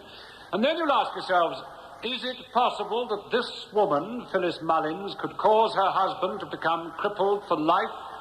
A paraplegic whose broken spine means that he will need constant attendance for as long as he lives? You, sitting there, whose onerous task it will be to pass verdict on this woman, will seek from the Crown a justification for this charge of attempted murder. Will want to know whether Mrs. Mullins had motive, opportunity. The answer is yes. Motive. You will hear evidence that this middle-aged woman was so besotted, so infatuated with a 28-year-old assistant of her husband's that she attempted to do away with what she considered the one obstacle acting as an impediment, Albert Mullins. Incredible, you might say. No, gentlemen of the jury. A glance through the records of these courts, and page after page will tell of the desperate lengths resorted to by middle-aged and elderly women in order to satisfy their lust for men much younger than themselves. It is common cause that on January the 27th, 1968, Mr. Albert Mullins, who owns a window-cleaning business, was engaged in cleaning the windows of a block of offices situated at Montrose Street in the town of Guildford. Blimey, look at this roof. You finished the junkyard. Never mind that. Get all those grappling irons. I want to finish this lot today. Oh, we'll finish it, but you don't have to go on riding me all the time. I've told you it ain't true what Fred Dye said in the front. True or not, you watch your step, young man.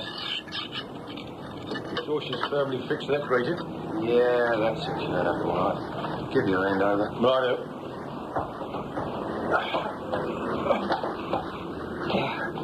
Another pail. Hey, careful, don't tip the water. Here are the cloths. Right. Right, now you go over there and start on that lot. I'll fix the cradle. All right.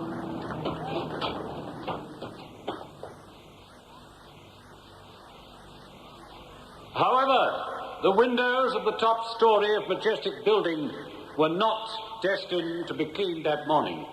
For as Mr. Mullins went about his task of washing the first window, the rope holding the cradle upon which he was standing snapped, and the unfortunate window cleaner was sent hurtling to the pavement below. You will hear medical evidence that will say that Albert Mullins' injuries were so severe as to make his present existence on earth almost a miracle. Miracle or not, this unfortunate gentleman, innocent of all wrongdoings, a decent, hard-working artisan, will suffer pain, discomfort, and an incapacity to do the things that normal human beings can do without any hope of recovery. With the court permission, we shall hear Albert Mullins' own story as he's wheeled into the courtroom. Mr. Mullins, it was made clear to you that no one can force you to give evidence against your wife. I want to give evidence. I want her to suffer as I've been made to suffer. I wouldn't do it, Albert. Honest, I didn't. Don't give me that. Silence in court! This trial will be conducted in an atmosphere that is expected of a British court of law. The solemnity of the proceedings will be respected by all participants. Now you, madam, being indicted on this terrible charge, will be given full opportunity to protest and to demonstrate your innocence. And I do not wish to hear any further outbursts from any quarter. My client is somewhat overwrought, my lord. I apologize on her behalf. My lord, Let us not pursue this matter any further. The matter is considered closed. Are you in a position to conduct your examination, Mr. Heathcliff? I am, my lord. Good. And you, Mr. Mullins? Are you sufficiently comfortable to be able to withstand the rigors of examination? I'm all right, my lord. Oh, then please let the trial proceed without let or hindrance. As you know, please. Mr. Mullins, I want to refer to that terrible morning. I know you've been asked these questions many times, but it is necessary for you to reply to them again for the benefit of the jury. Now, will you explain the procedure when you set off to commence your duties? You were commissioned to clean the windows of a building known as the Majestic. Yes. What happened? I assume that you get all your paraphernalia ready beforehand. That's right. Well, my assistant comes round. By assistant, You're referring to someone named Harry Sneesby? Yes, that's right. Carry on, please. Well, young Harry usually calls round about 8:30 in the morning, and we loads up the tackle and goes off on the job. You say load up the tackle. By that you mean ropes, pulleys, cradles, ladders, and so on? That's right, sir. Cleaning the top windows of Majestic Building would mean that you were working many feet above the pavement. Oh, yes, the building's 12 stories high. Therefore, safety must be an important consideration in your preparations. Well, very much so. When do you test your equipment? On the job, as it were, or before you depart? I always do it at night. Saves time in the morning. Where? Well, I keep my equipment in my garage. It's been specially built to keep the station wagon, the ladders, the lot. And ropes? Yes, sir, and the ropes. Thank you. Now, sir, you met with your terrible mishap on the morning of January the 27th, is that right? That's right, sir. When did you test your equipment, especially your ropes? The night before. You sure about this? Oh, I'm positive. You examined and tested the ropes thoroughly? Thoroughly. There was nothing wrong with those ropes when I tested them. I always get everything ready after supper. Means there's no time wasted in the mornings. All this tackle on view here in the court belongs to you. You were given an opportunity to examine the exhibits before they were brought into court? Yes. Hand over that rope, please. Thank you. Now, Mr. Mullins, this is a section of the rope that snapped. You know that it was cut in two and then joined together by insulating tape on which were glued strands of rope. Unbelievable, isn't it? They showed me the rope when I was in hospital. Such camouflage must have taken quite a considerable time. Now, Mr. Mullins, you're absolutely certain that when you prepared your material to load onto your van the following morning, all the ropes were in good order? I'm certain of it. I want to refer to the night, or rather the early morning of January the 27th, 1968. You were awakened, were you not? Yes, I heard a strange noise in the backyard. And then I noticed that my missus wasn't in bed.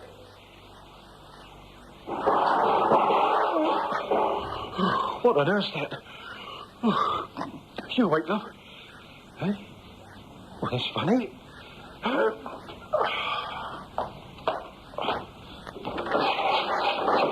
Who's there? Oh, it's you. What on earth are you doing down there? Sleepwalking or something? Oh, it's all right, dear. Go back to bed. I thought I heard somebody trying to get at the van. Come back up, you'll catch a death of cold. Then why didn't you wake me? Won't you? The snoring fit to wake the neighbourhood. Got back into the bedroom. I asked the missus if there were signs of anyone trying to break in, and she said no. It must have been a cat or a dog. Upset the dustbin lid. Thank you. What happened just prior to the rope snapping? There were cradles, were there not? Yes, sir. You see, we took all our stuff up to the roof, and then Harry Sneesby and me, we fixed the two cradles to do the top floor windows first. We sits on them cradles, then we lets ourselves down to the next floor with a kind of pulley. Well, I hadn't been cleaning more than a few seconds before... Well, I had a sensation of falling, and I didn't remember anything else. When I came to, they told me I'd been in hospital 5 days, and that my spinal cord was damaged. 75 fractures I had. Terrifying experience, Mr. Mullins. Now, may we go back to the day when you were made aware of the gossip concerning your wife and Harry Sneesby? You were in a public house, were you not? Yes, I'd called in at the Surrey Arms. A fellow that runs it's a great pal of mine. There was nobody in the bar except the two of us. And he says to me... Oh, but look, I know you're going to tell me to mind my own business. I mean, you might even want to punch me on the nose, but... Oh, what's the matter with you? You've been drinking all your profits away, Fred? No, I'm sober, Albert. Look, I talked it over with the missus. She says I'm a fool to interfere. Huh? Oh, you and I have been friends for far too long. I can't stand all this sniggering and laughing at you behind your back. What are you trying to say? Harry Sneesby. Why should people laugh at me because of Harry Sneesby? Phyllis? Phyllis? Oh, no. She's old enough to be his mother. Look, I'm going to give it to you straight, Albert. Look, I don't blame the boy. But you should watch her when you're not around. Not around? While you were away at Liverpool, there was in here every night. Well, I know that. Phyllis told me. Well, I mean to say... Look, you don't... You're not trying to tell me that while I was in Liverpool attending to our mother's funeral and things...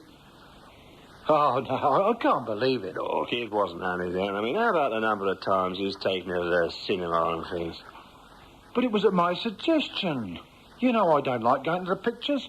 And he, living alone as he does... Fred, if you weren't my pal, I'd... What, hit me over the head with a beer bottle? Tell me to mind my own business? Why don't you ask Phyllis? All right.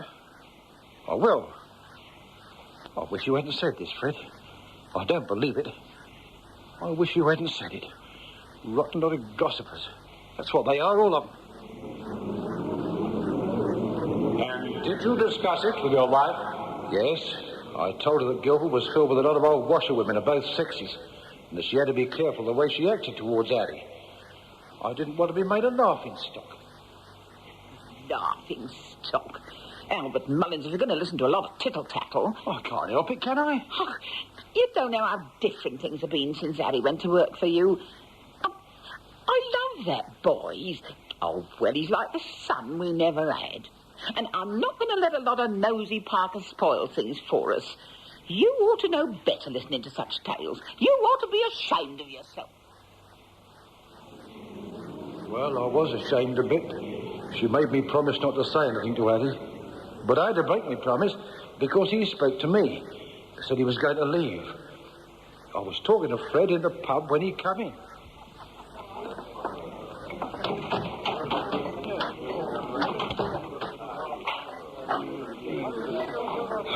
Pint of mile, please, Fred. Pint, right? I want to see her at 8 o'clock tomorrow. 8 o'clock, Harry? Means we have to make an early start. You know, we've got that contract for the town hall. We need extra help next month. Easy, man. Thanks. I wasn't going to mention it this evening, but I won't be here next month. Eh? I was gonna give him a notice tomorrow. I decided to go back to London to work. Well, you know best, but why? Aren't you happy with your wages? Mrs. Mullins told me what you said. Told me what Fred said, too. She's not going to like it. She'll say that... Never mind what Phyllis will say. You're doing the right thing, Harry. I don't know what it's got to do with you. See you tomorrow. He drained his drink and walked out. And then what happened? Well, my missus hit the roof. I then asked him if he wouldn't change his mind. He said, all right, he'd stay on. Thank you. No more questions. My lord, Mr. Mullins' nurse is making signs that it's time for him to receive his injection. May this be effected before cross-examination? The judge agrees to a halt in the proceedings while the prosecution's chief witness receives medical attention. A dramatic moment in this trial in which Mrs. Phyllis Mullins is charged with attempted murder and causing bodily injury to her husband. We take this opportunity to remind you that Consider Your Verdict is brought to you by Bristol Myers. And now, back to the courtroom. Mr. Albert Mullins has returned in his wheelchair, which is placed next to the witness stand. Defense counsel rises to cross-examine. Mr. Mullins, how long have you been married? We was married on the 3rd of April, 1942, just before I went in the army. Thank you. That means you've been married for 27 years. That's right. Have you ever doubted your wife's loyalty and fidelity? No. Never? Not even when your friend the publican pointed out that you, your wife, and my client were subjects of malicious gossip? No, never. Somebody cut that rope and camouflaged it so that it appeared intact when you placed it in the van. Can you really, in your heart of hearts, see your wife acting so fiendishly? I don't know. It's all so confusing. Mr. Mullins, your window washing material was kept in the garage alongside your van, correct? Correct. And was the garage door locked? No. So anybody could have entered your garage and tampered with the rope? I suppose so. Your wife readily admitted she had developed a love for the man who came to work as your assistant. That he took the place of the son you both wanted but never had. Yes. Can you see your wife indulging in a carnal relationship with this 28-year-old, someone nearly half her age? An unfair question. Let me carry on. Mr. Mullins, until the police came to visit you in hospital, did you think for one single second that your wife had planned your death? No. When they came and told me their suspicions... Their suspicions, not yours, Mr. Mullins. Yes. Mr. Mullins, I won't prolong your ordeal any further. That is all. I now call Mr. Harold Sneesby. Mr. Sneesby, were you having an affair with the prisoner at the bar? Well, sir, were you? I wouldn't call it an affair, no. What would you describe it as? Well, sir, at first I thought it was a bit of a laugh. You know, she began to mother me like. Where's the governor? He won't be long, dear. He's just gone up the road to get some baccy. He said for you to wait. Sit down here, dear. Oh, thanks. He won't be back for about half an hour, because he said he was looking in at the Surrey Arms. He said you could join him there if you like. But, this is the first time I've had an opportunity of having a proper chat, like. Oh, you know, you're so like my nephew Cecil that was killed in the war.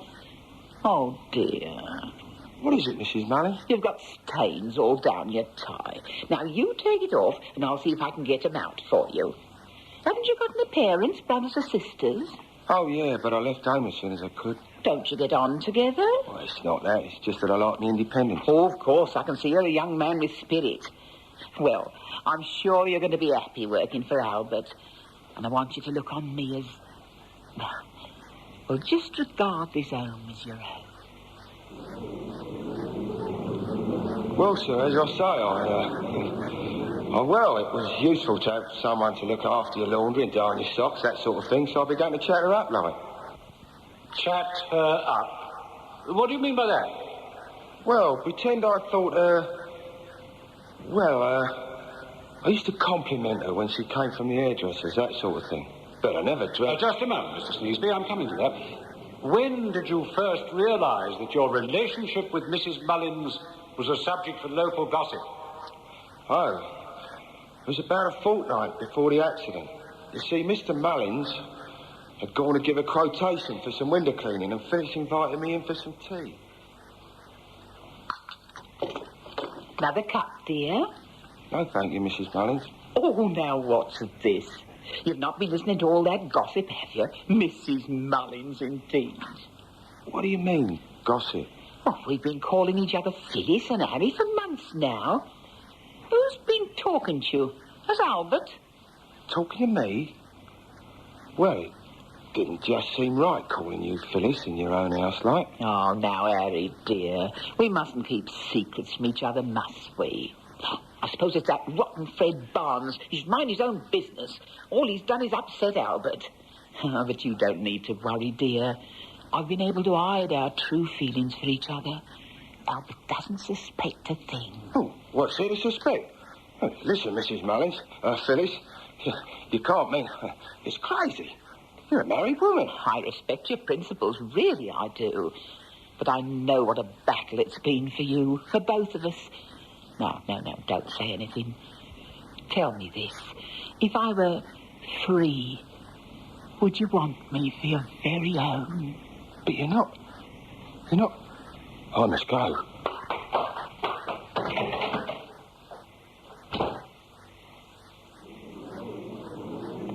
It was then that I decided to give notice. Was it not you who examined the window cleaning equipment immediately after the accident? Yes, it was. You could see where it had been cut through. I showed it to the policeman. Thank you. That's all. Mr. Sneesby, the Crown Solicitor gave us access to the statements you made to the police authorities. My client swears that your entire account of taking tea with Mrs. Mullins, in which she declared affection for you, is a figment of your imagination. I can't help that. She will further declare that due to some devious, twisted reasoning on your part, you chose to distort or misunderstand the actions of a woman trying to be nice to a young man without his friends or family. Was she not nice to you? I didn't say she wasn't. You realize, of course, Mr. Sneesby, that anyone could have crept into that garage and arranged that rope, do you not? It's not for me to say whether they could or they couldn't. Assuming my client is found innocent of this terrible charge, the question remains that once suspicion is diverted from Mrs. Mullins... Mr. Garnside, the You will apologize to the court for a wanton disregard for the rules of procedure relating to the cross-examination of a witness. You will also apologize to Mr. Sneesby for an insinuation which is shocking in its import. Now, if you do not, I shall suspend the trial and hold you for contempt. I apologize, my lord, and to the bench, the jury, and to this witness. I seem to have implied more than I meant the court to infer. I merely wish to say Never mind your wishes. If you wish to continue, you may do so. But please, look to your line of questioning. My lord. Mr. Sneesby, 2 cradles were used on the morning of the accident. Yes? Was there any previous understanding between you and your employer as to who uses which cradle and rope? Not an understanding, no. You don't seem very sure. Well, Mr. Mullins always goes first, and then I hands him his pail of water and the cleaning material. I see. And who hands you yours? I does it myself. Mr. Sneesby, think back. Are you sure that on every occasion when you and Mr. Mullins worked together from the top of a building, your employer went onto the cradle first? I can only think of once when Mr. Mullins remembered something he had to do, and I started the windows. So there was a chance that you could have stepped onto that platform and been sent crashing to the ground below. Yes, I suppose so. Yet you have suggested that Mrs. Mullins was in love with you. That's what she said. So much in love with you as to risk your life? All right, Mr. Sneesby, that is all. That closes the case for the Crown, my lord. Defense? My lord, what witnesses can I bring to rebut such vague and devious innuendos? For a time, I thought to put my client in the witness box. But what could she say other than she did not cut that rope? I would suggest... Mr. Garnside, you know perfectly well that this is not the moment to address the court. I take it you have no witnesses you wish to call? No, my lord. Then, Mr. Heathcliff, perhaps you would care to commence your summation. You have seen the mangled, misshapen body of Mr. Mullins, the terrible results that stemmed from the tampering of the rope. Only one person had the opportunity. That strange, lovesick woman now on charge for attempting to murder her husband. What motive had my client? The Crown admits that Sneesby had no intention of becoming emotionally involved with a woman twice his age. Oh, yes, somebody cut that rope. But can you, in your heart of hearts, solemnly declare that you're sure, positively sure, it was Mrs. Mullins? Well, you've heard all the relevant facts. What is your verdict? Would you say that the attempted murder of Mr. Albert Mullins by Mrs. Mullins was deliberate? In a moment or two, we shall give you the verdict recorded in the actual trial on which this dramatic presentation is based.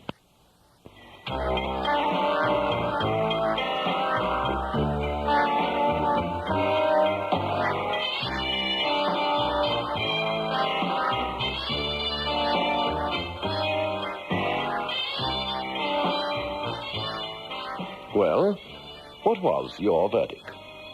In the actual trial on which this dramatic presentation is based, the jury found that Mrs. Phyllis Mullins was guilty of the attempted murder of her husband, Albert Mullins.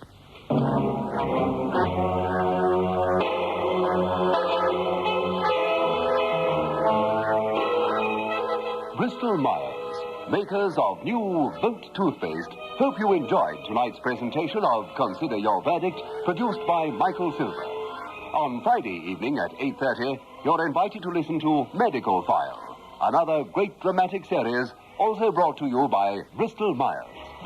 So, goodbye until next Tuesday, when it will be time once again to take your place on the jury of...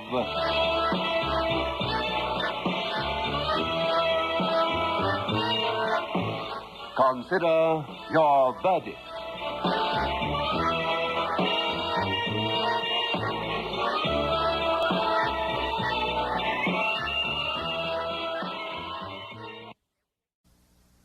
GMC and Ranger, South Africa's own car.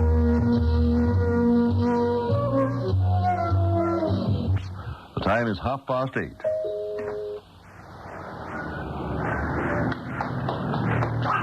Constable! Yes, sir. Can I help you? Oh, thank goodness I found you. What's the matter, sir? Is there some trouble? Trouble? Yes, of course. Come with me at once, back to my office. What's happened, sir? Happened? It's my partner. He's been murdered.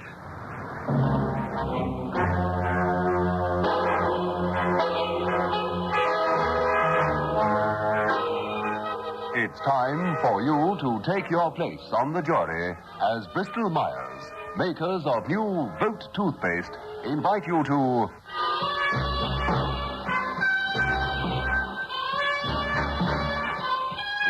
consider your verdict.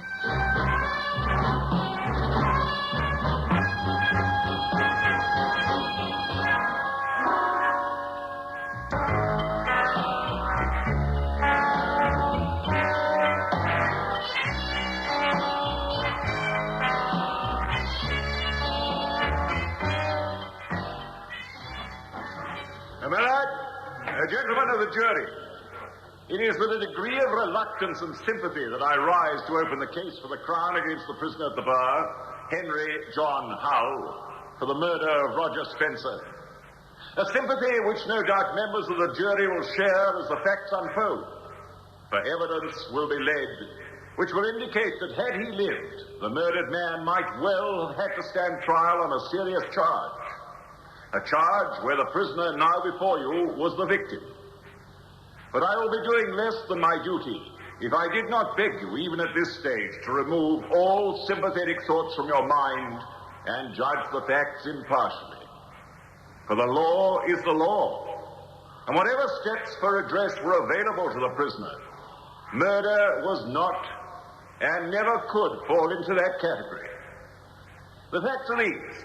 For some 15 years, the prisoner worked for Mildenhall's, a small but successful import and export agency, rising to the position of general manager. Some 3 years ago, Mr. Mildenhall himself died and left the business to his only daughter, Agnes. Agnes had very little knowledge of what went on at Mildenhall's, but a considerable wish for the firm to continue on its successful way. To this end, although she was 15 years older than the prisoner, she proposed marriage to him and was accepted. They were married just 6 months after the old man died. All might have been well, despite the difference in their ages, had it not been for Mrs. Hull's extreme jealousy and, unfortunately, well-founded suspicion. She was jealous of anyone who showed the slightest interest in her husband, and suspected an intrigue between her husband and his secretary, Anne Welsh, whom I now call as my first witness. Miss Welsh, you were employed as a secretary at Mildenhall's even before the prisoner's marriage. Yes. I'd worked for Mr. Hull for just on 5 years. Over the years, a relationship of considerable intimacy had grown between you and the prisoner. Miss Welsh, I realize that my question may well cause you embarrassment, but the prisoner stands in grave peril, and it was in the best interests of justice that you agreed to give evidence in this case. Yes. Well? Yes, we were lovers. Both before and after the accused's marriage? Yes. Will you please tell the court of a visit you received from the deceased, Roger Spencer, in May of 1966? It was about 7 o'clock in the evening. Henry, Mr. Hull, had just left. He sometimes used to come to my flat for an hour or so, if he could get away from the office early before he went home. I wasn't expecting anyone, and when the doorbell rang, I thought he must have come back for something.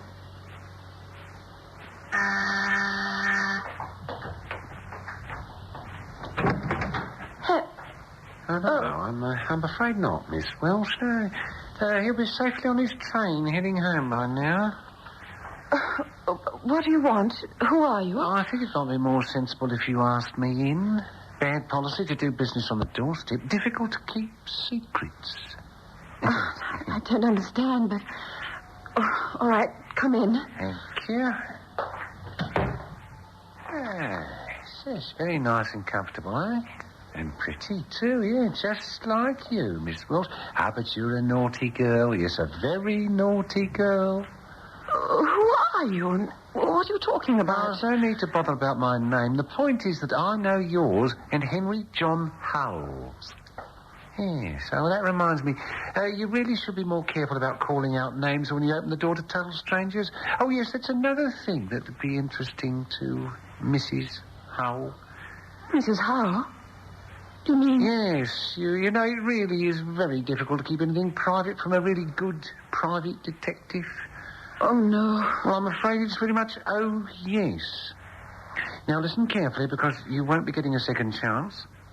Tell your Henry that I know his wife's a difficult cuss, but I might be able to keep her right out of the picture, as long as Henry retains my services. I'm very reasonable, really. Just £40 a week in cash by first post every Monday morning. Here, find the address on his card. Make it quite clear to him that it's not their first thing every Monday. I'll be paying a visit to Mrs. Hull. I see. Did you understand the intention of this approach? Yes, it was blackmail. But you made no attempt to contact the police. How could I? I had to speak to Henry first. And you did? First thing the following morning. I told him exactly what happened. What was his reaction? He was shocked. He seemed incapable of trying to find any solution. Darling, why not tell Agnes? Tell her the truth, darling. Look, I'll come with you if you like. No, it's impossible. It'd be the end of everything. She'd divorce me and then sack me. No, sack me first. She's very fond of reminding me that she owns Milton Halls. Finds it very funny to authorize the salary I draw.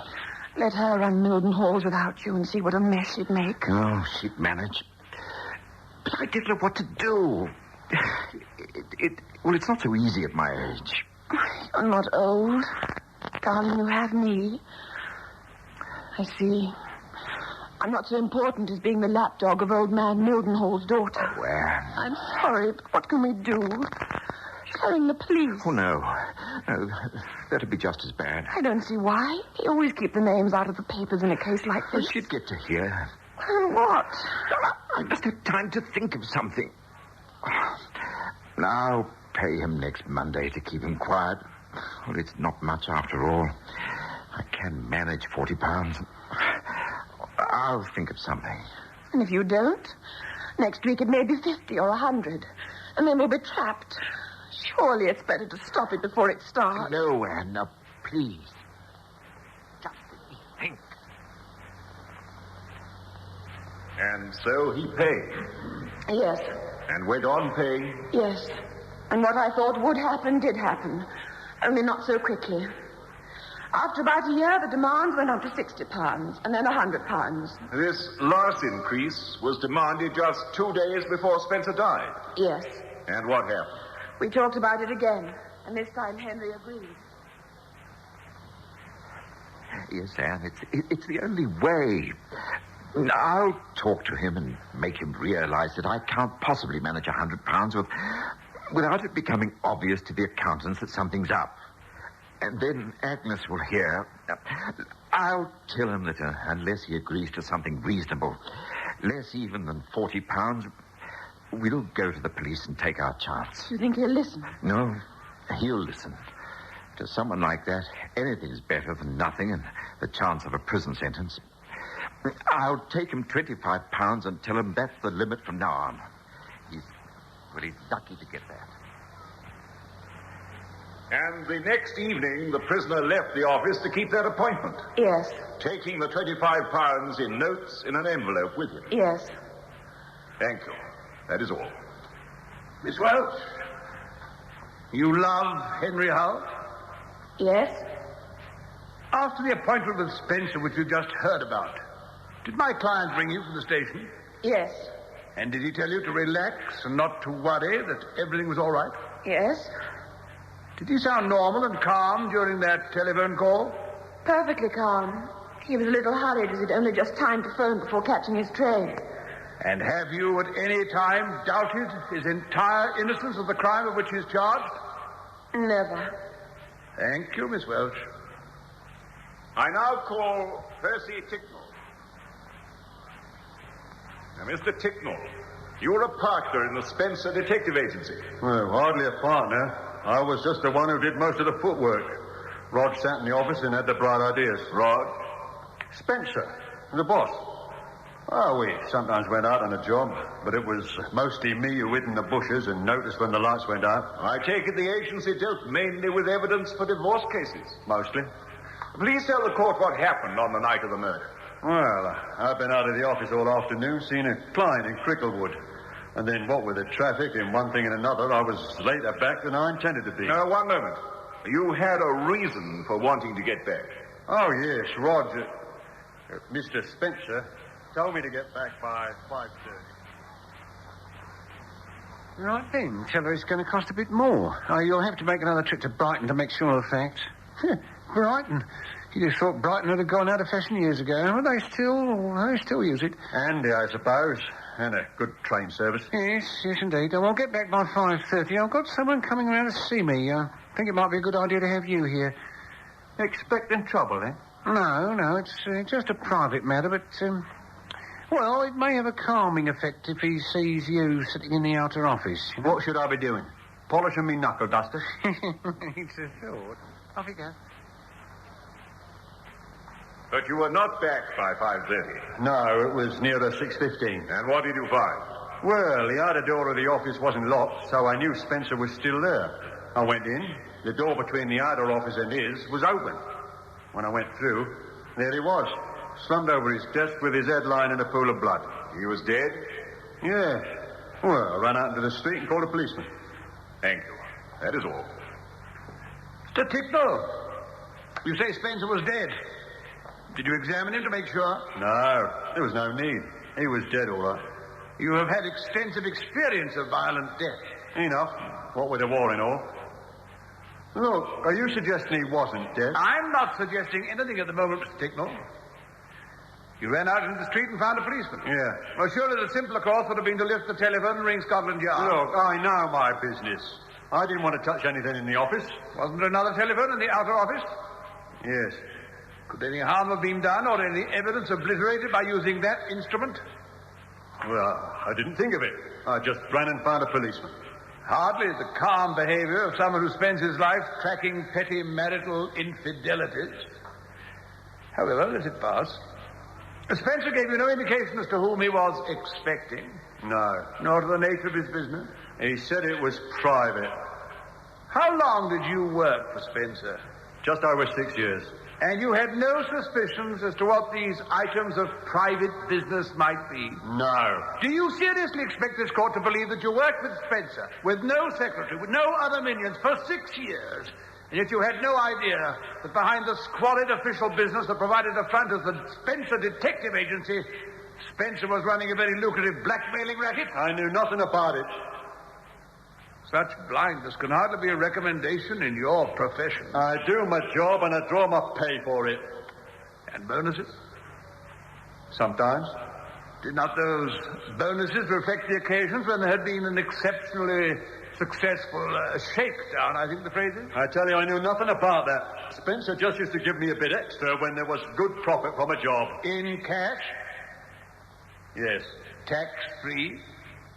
Did you declare these cash payments to the receiver of revenue? No. And that is all, Mr. Ticknell. In that case, the court will adjourn. And the court adjourned. We remind you that this dramatic Bristol Myers. Inspector Robbins, you're in charge of the investigation into the death of Roger Spencer. Yes, sir. Please tell the court what you found. Well, I was informed by the constable on duty when I arrived at the office of the Spencer Detective Agency that nothing had been touched since his arrival. The body of Mr. Spencer was lying forward across his desk, and the base of his skull had been smashed in by a steel bar about 2 feet long. This bar had been on Spencer's desk and had been used either as a ruler or a paperweight. The medical report later confirmed that only one blow had been struck, that this had been the instantaneous cause of death. You questioned Mr. Tickle? Yes, I did. He told me that the dead man had been expecting a visitor. On examining the pockets of the dead man, I found a diary which had an entry, Hull, 5:30 for that day. Hull. Do you know anyone named Hull, Mr. Ticknell? Oh, I don't think so. But, no, wait a minute.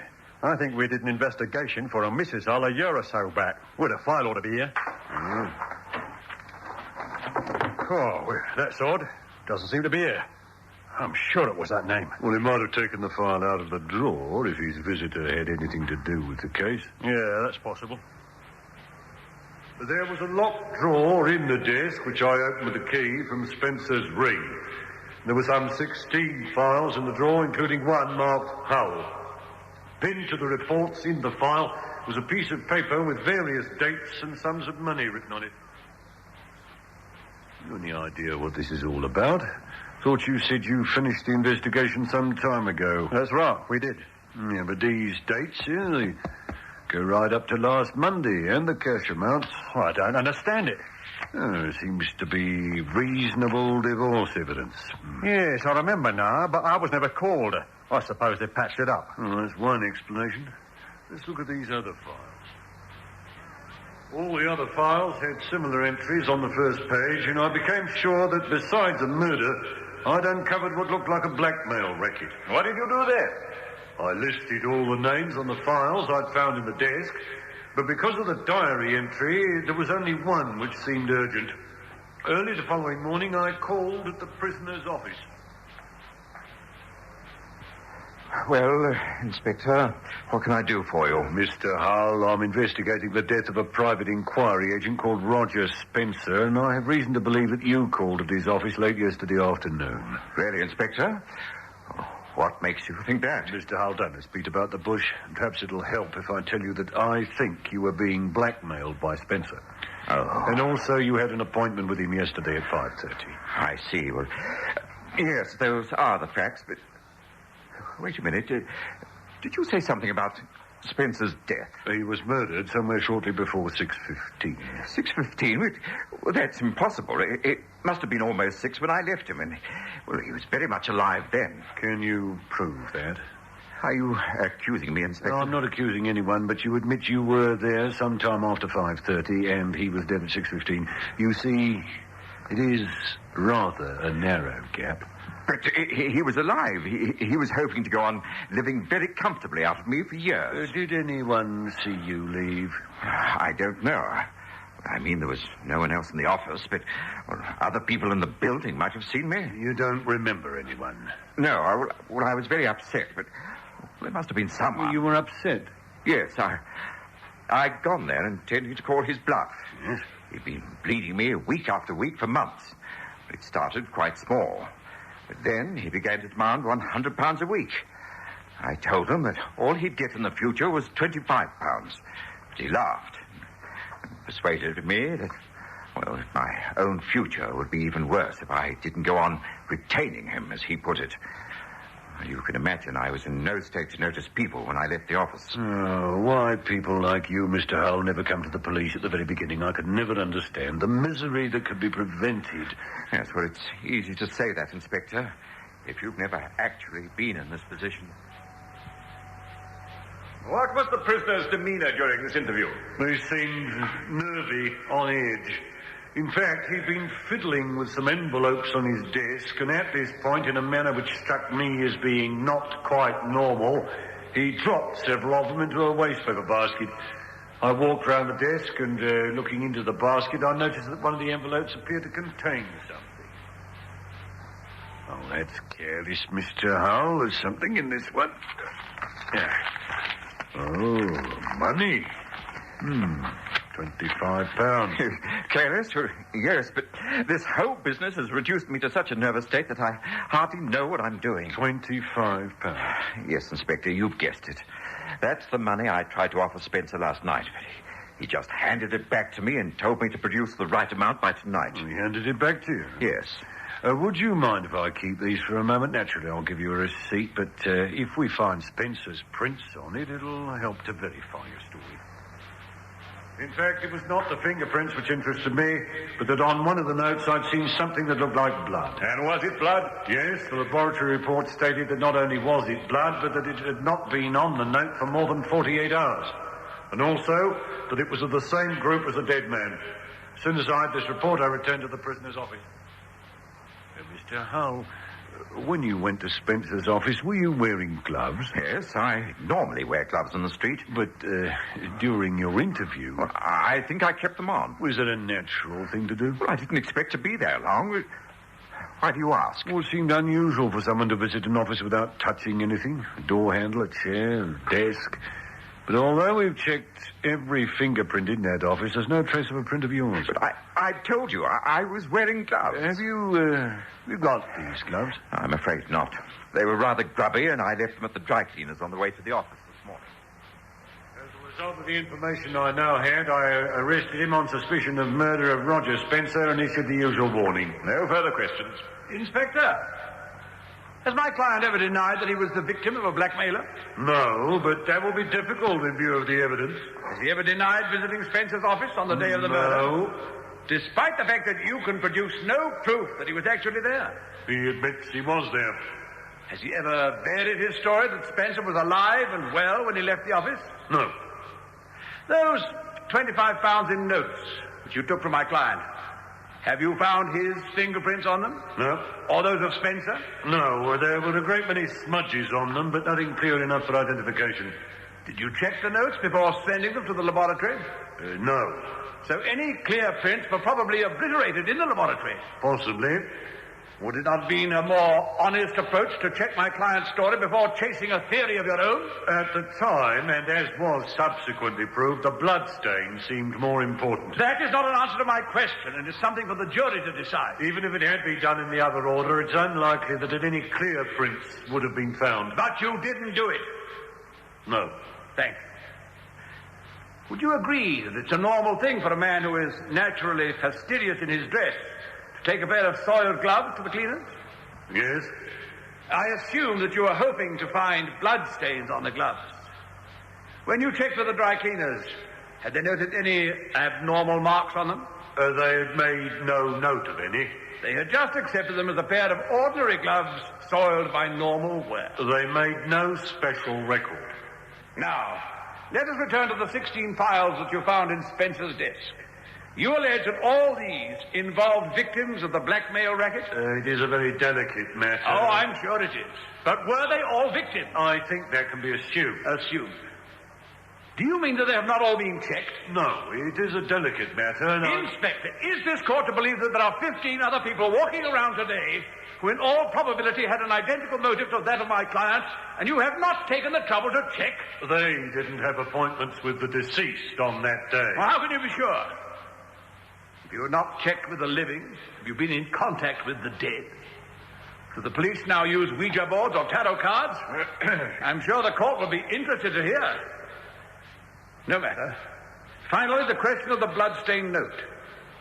Have you any idea of how many notes bearing a bloodstain are in circulation in this country at the moment? No. No, neither have I. But the point is that you haven't checked. Was Spencer's blood group common or rare? Common. And for all your laboratory tests, you have been unable to pinpoint the time when the note became stained more accurately than within 48 hours. That seemed accurate enough. Seemed? Inspector, your whole investigation would seem to lie in the realm of conjecture. That is all.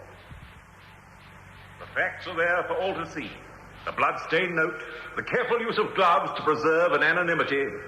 Had the prisoner cared to search his victim and take away the diary and remove the file from the locked drawer, this might well have been added to the list of unsolved crimes. But how could he guess that in death his victim would point a finger directly at him? What then is the picture of the truth? The interview. The prisoner begging to be released from these incessant demands. The brutal refusal. In desperate fury, the prisoner snatches up the steel ruler from the desk and delivers the fatal blow. The victim slumps forward, spattering the pile of banknotes with his blood. Quickly and without noticing their condition, the prisoner takes back his money and flees the office. That is the sad story which has been proved in court, and on which you can return no other verdict the net of guilty. What, in fact, has been proved by the Crown? Nothing? Is there proof that the blood on the note could have come only from Spencer? No. Is there proof that none of the other 15, yes, 15 possible victims of blackmail entered the office in the afternoon in question? No. Their stories, let alone their alibis, have never been checked. Is there proof that Ticknell did not commit the crime? You yourselves are the best judges of the character of this man and the value of his evidence. I need say no more concerning the investigating methods of this officer who found one slender straw and grasped it, ignoring all other possible leads. All this can only lead to a condition of doubt in your minds, and my client is entitled to that doubt. Well, you have heard all the relevant facts in the case. Would you say that Henry John Hull was guilty or not guilty of the murder of Roger Spencer? In just a moment, we will bring you the verdict recorded in the actual trial upon which this dramatic presentation is based.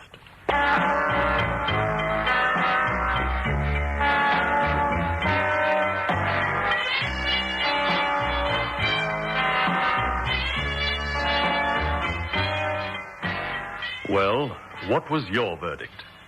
In the actual trial, the prisoner, Henry John Hull, was found guilty of murder.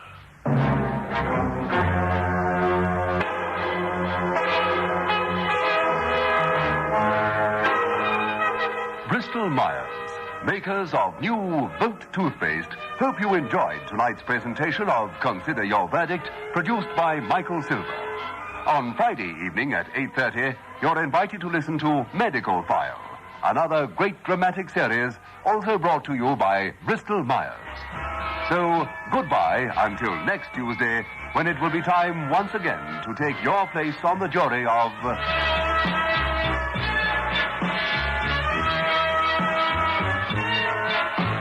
Consider Your Verdict. Dr. Fuller, I've called you in as a consultant. What do you think of Mrs. Thomas's condition? Yes, no doubt about it, Dr. Mortimer. I think she's suffering from arsenical poisoning. Then you agree with my diagnosis? Oh, I do.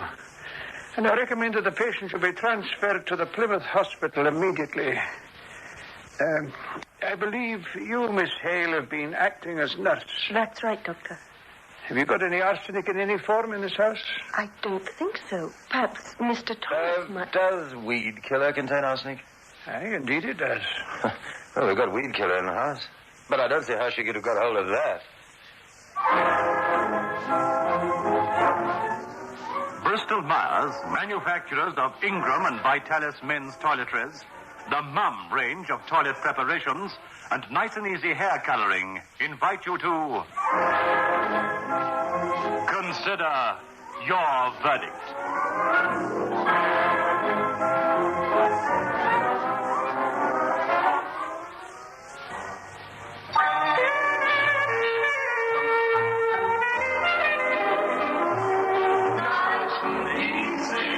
It's the sensational new hair color you just shampoo in.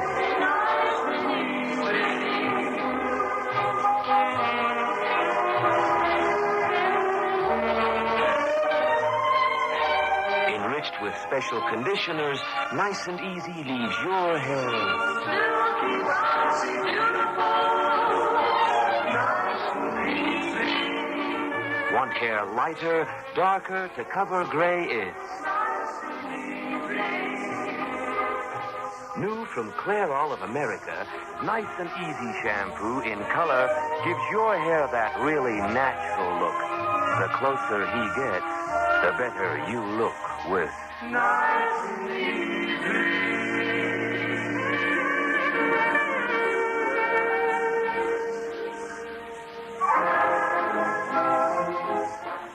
Consider your verdict.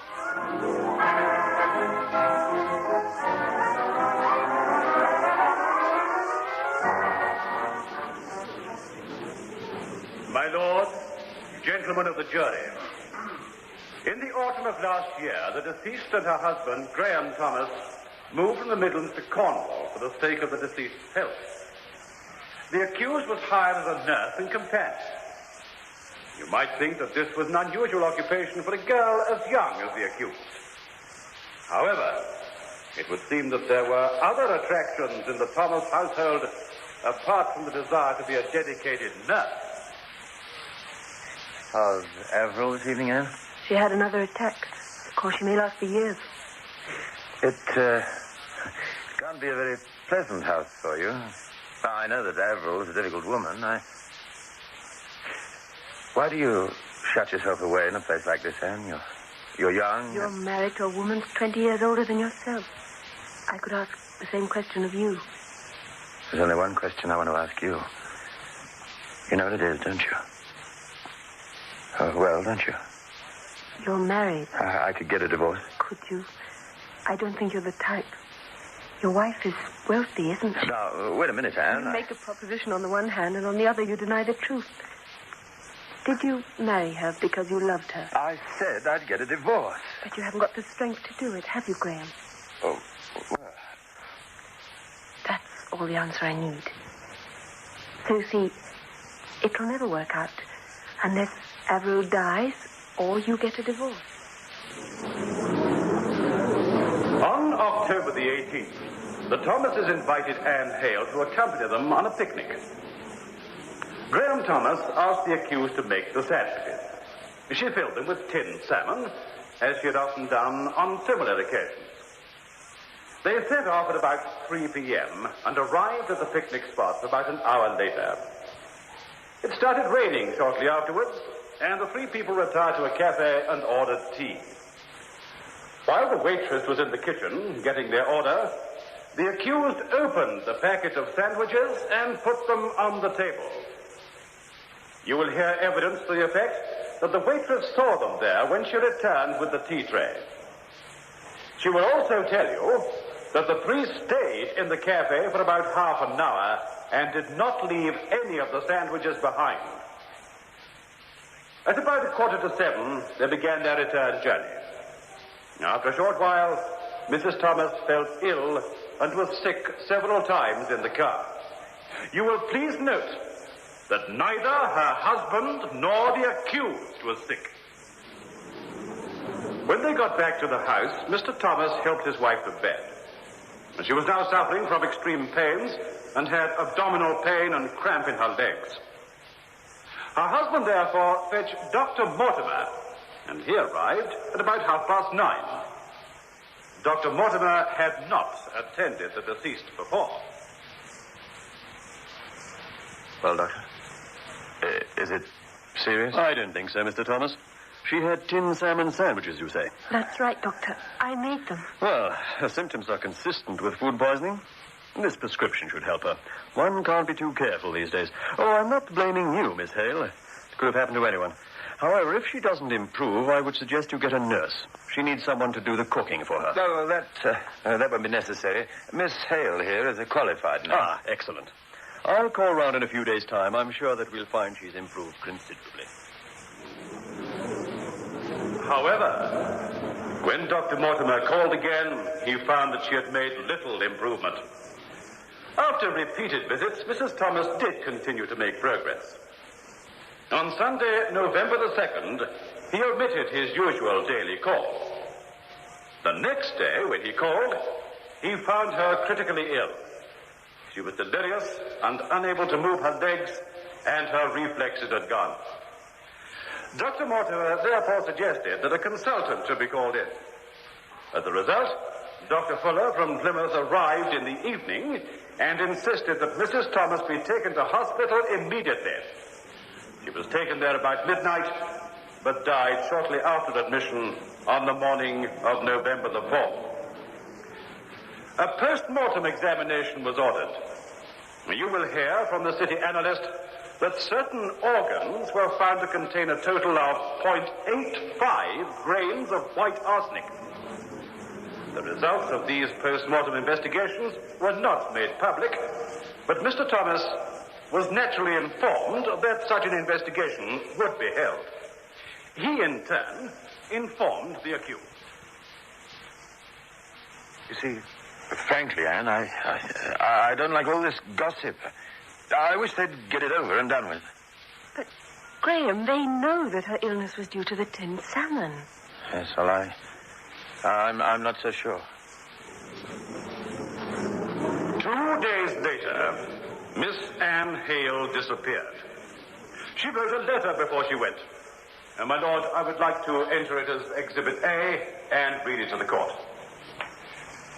It reads as follows. Dear Graham, it's time to say goodbye. I'm innocent, but I can't forget the gossip in town, or your insinuations. The fact is that she's dead, and she did eat the sandwiches I prepared. When I'm dead, they will be sure I'm guilty, but you at least will be clear. Yours, A.H. Mr. Thomas took the letter to the police. They traced Anne Hale as far as the cliffs on the Cornish coast. There they found her coat, but that was all.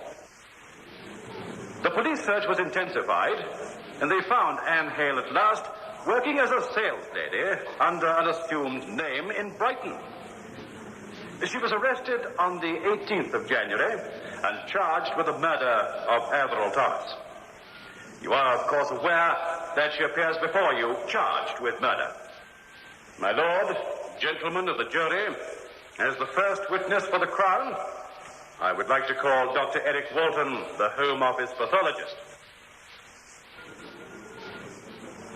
Dr. Walton, would you please describe the post-mortem examination you made on the body of the deceased, Averell Thomas? Well, sir, I found arsenic in all the organs. Most of it was in the muscles, nails, and hair. I took the longest lock of hair I could find and found arsenic in it from root to tip. As the hair was 4.5 inches long, and we can presume that the growth of hair is approximately half an inch a month, I deduced that the arsenic must have been absorbed for at least 7 months before death. Can you amplify that statement, Doctor? Yes, sir. I cut the lock into 3 equal portions and calculated the approximate amount of arsenic in each. My estimate in parts per million was 10 in the portion furthest away from the scalp, 15 in the middle portion, and 23 in the portion nearest the scalp. From these figures, I've come to the conclusion that the dose was increased in frequency, or in amount, or in both, in the 2 or 3 months immediately before death. And your conclusion, Dr. Walton? That the doctor who was in charge of the case was correct. It is my opinion that she died of arsenical poisoning. What was the total amount of arsenic in the organs? It was 0.501 of a grain. The rest was in the muscles and hair? Yes, approximately 0.2 of a grain. You therefore found 3/4 of a grain of arsenic? Yes, a fatal dose in its original form. Would you describe the symptoms prior to Mrs. Thomas's death typical of arsenical poisoning? Oh, yes. If the final and fatal dose was administered by way of the sandwiches, what would your estimate of that dose be? 10 grains of arsenic. If weed killer was used, 14.3 grains of arsenic. Thank you, Doctor. I have no further questions. My lord, I represent the prisoner at the bar. Dr. Walton, have you ever attended a patient suffering from arsenical poisoning? No. Where have you obtained your information and your learned exposition of the subject? By reading, but that does not make my evidence any less valid. Quite, Doctor, quite. Dr. Walton, did you examine samples of earth taken from above and below the coffin? I did. What did you discover? Was there arsenic in the soil? Yes, there was. I found that the soil from above the coffin contained 125 parts per million, and the soil below 62 parts. This is typical of the soil in Cornwall. Yes. What precautions did you take against contamination by dust when you conducted your post-mortem? Why, the usual. The usual? The post-mortem was conducted at the graveside. Yes. Were the glass jars covered immediately? Well, obviously not. It took me some time. The jars were covered about an hour later. And during that time they were exposed to contamination by dust raised from arsenic-impregnated ground? Now, Doctor, you've told the court that in the case of Mrs. Thomas, you discovered a total amount of 3/4 of a grain of arsenic in the body. Yes, sir. Was this quantity not arrived at by a process of multiplication? Yes. Well, can you therefore give the court the amount you actually found in the muscle you examined? It was 1/6,400th of a grain. I would like to interrupt for a moment.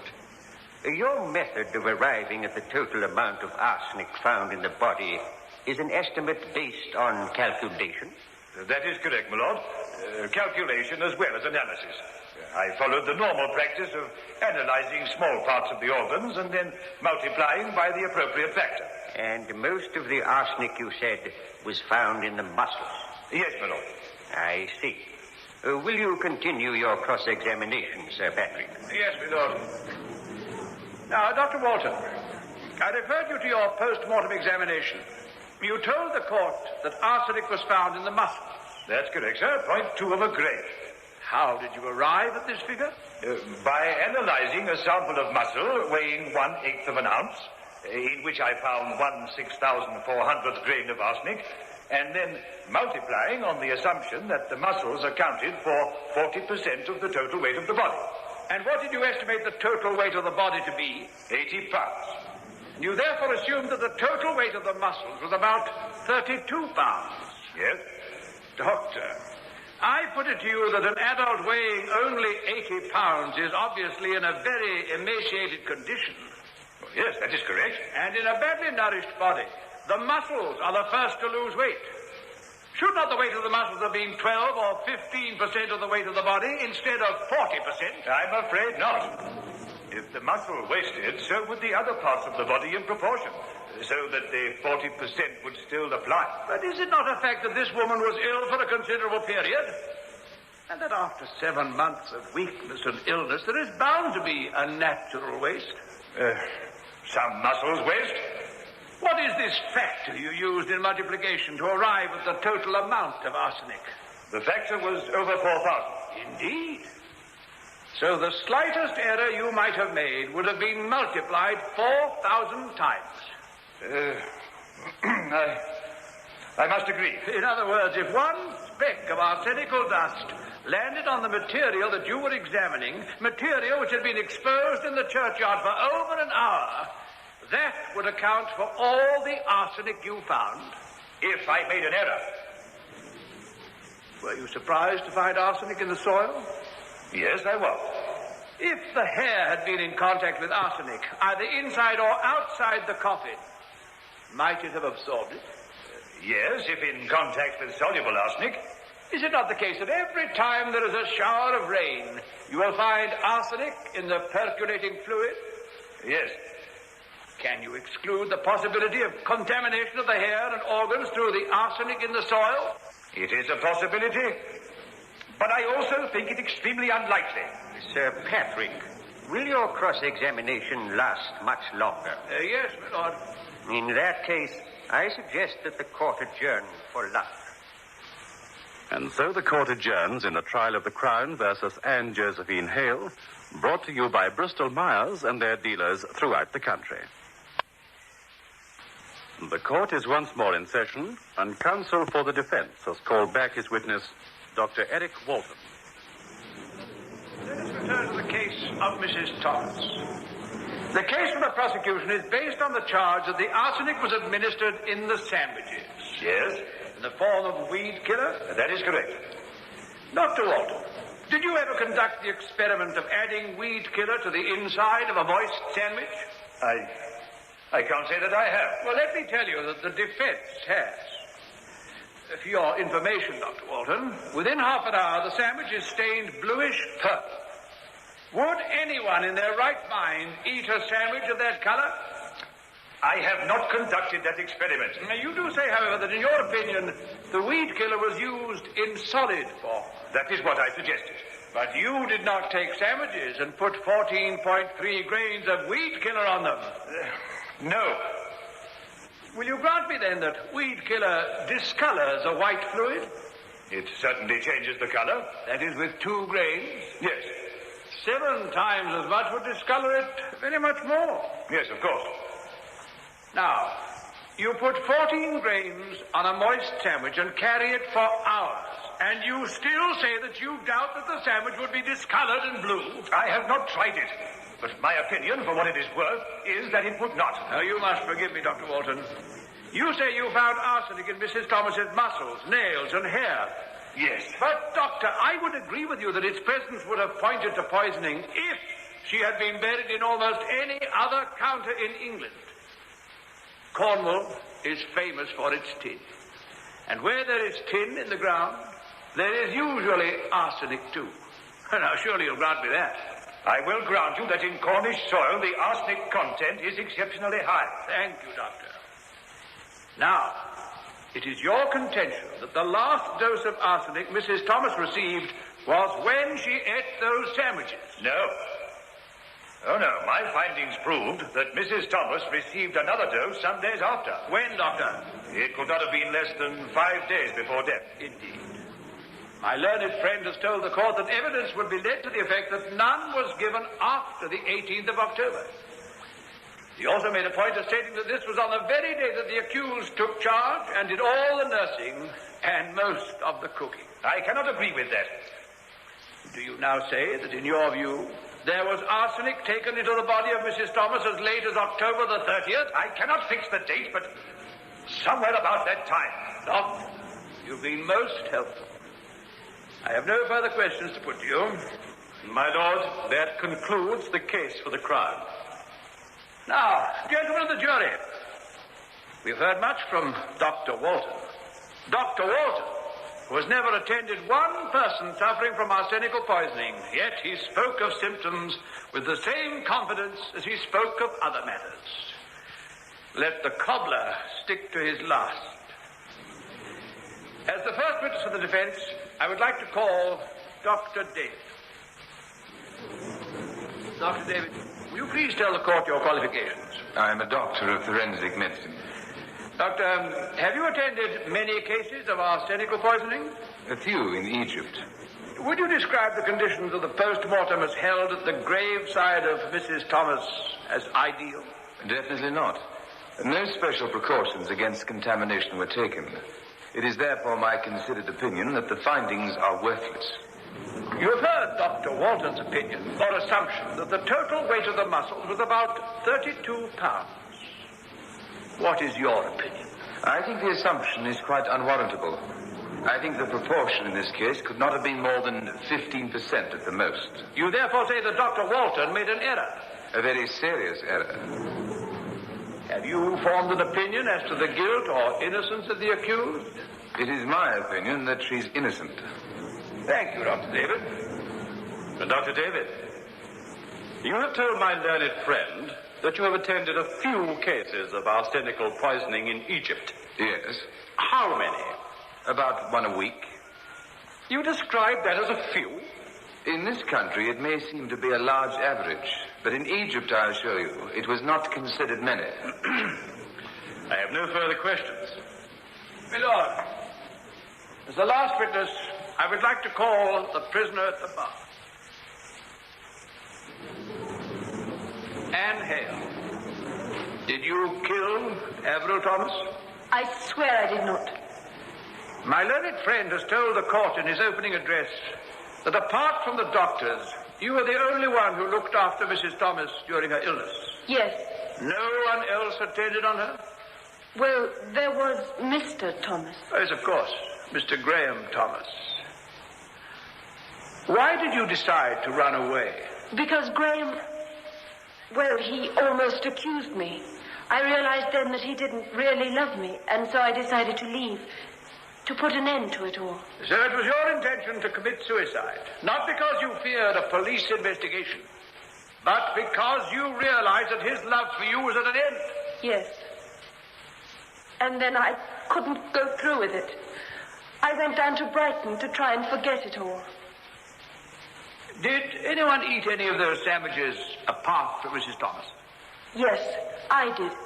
And you had no after effects? No. Did Graham Thomas have a sandwich? No, he did not. My lord, that concludes the case for the defense. It was never the defense's intention to decry the ability of an analyst with the reputation and stature of Dr. Walton. Dr. Walton is eminently qualified to express opinions as an analyst. But, gentlemen of the jury, he is human, and therefore fallible. Now, you've heard the evidence of Dr. David. Arsenical poisoning is rare in this country, but commonplace in Egypt. Are you prepared to accept the evidence of Dr. Walton in preference to that of Dr. David? That unfortunate woman has been in prison for nearly 6 months, awaiting trial. Members of the jury, this girl has dwelt in the shadows. I ask you by your verdict to send her back into the sunlight, away from the shadows which have haunted her so long. Well, I want to tell you I'm lost. They should have called somebody else in on this jury, not me. I didn't understand half of what they were talking about. I must confess a lot of the conclusions and statements made by the two medical witnesses had me rather confused, too. Well, it seems to boil down to this. Neither the prosecution nor the defense is denying that arsenic was found in Dr. Walton's jars, or whatever he was using to do the post-mortem. Well, that's right. The point at issue is, was this arsenic actually in the dead woman's body, or did it find its way into the jars from the surrounding soil? Well, I don't see how we're expected to decide that. How could we, anyway? Well, there's no doubt that this woman, Anne Hale, had a motive. Well, I'm not so sure about that either. Look, this woman was not in the best of health anyway. A dead woman, I mean. Why didn't she just wait if she wanted to marry her husband? This fellow Thomas. Now, here's the dark horse, if you ask me. I don't know why he isn't on trial instead of the woman. Obviously because the Crown wasn't able to make out a case against him, that's why. Well, if you ask me, they haven't made out a case against the girl either. I don't believe she killed her. What'd she stand to gain? The fella isn't exactly an oil painter, is he? Oh, we mustn't get sidetracked by personalities, you know.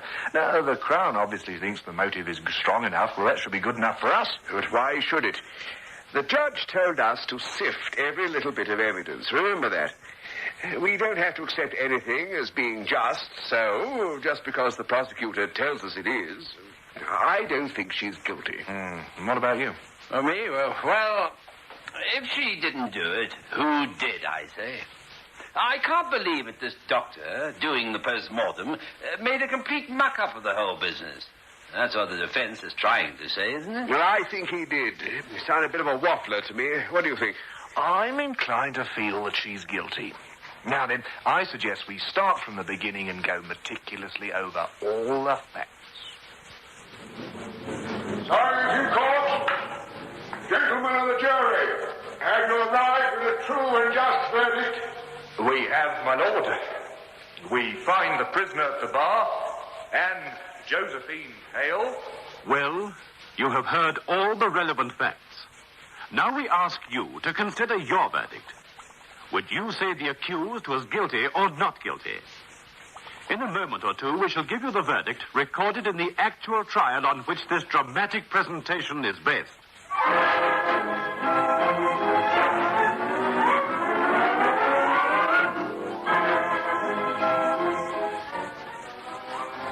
Hey, Dad, do you mind? You've got my shaving cream. Yes, I ran out of mine, but I must say I like yours better.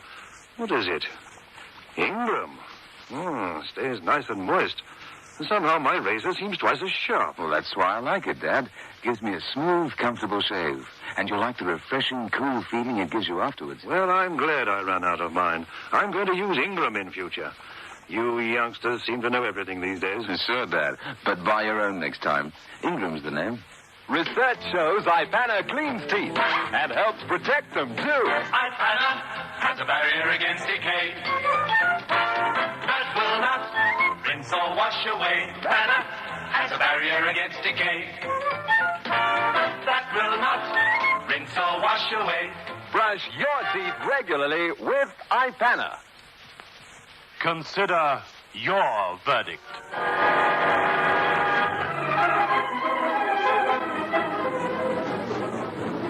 Silence in court. Gentlemen of the jury, have you arrived at a true and just verdict? We have, my lord. We find the prisoner at the bar, and Josephine Hale, not guilty of murder.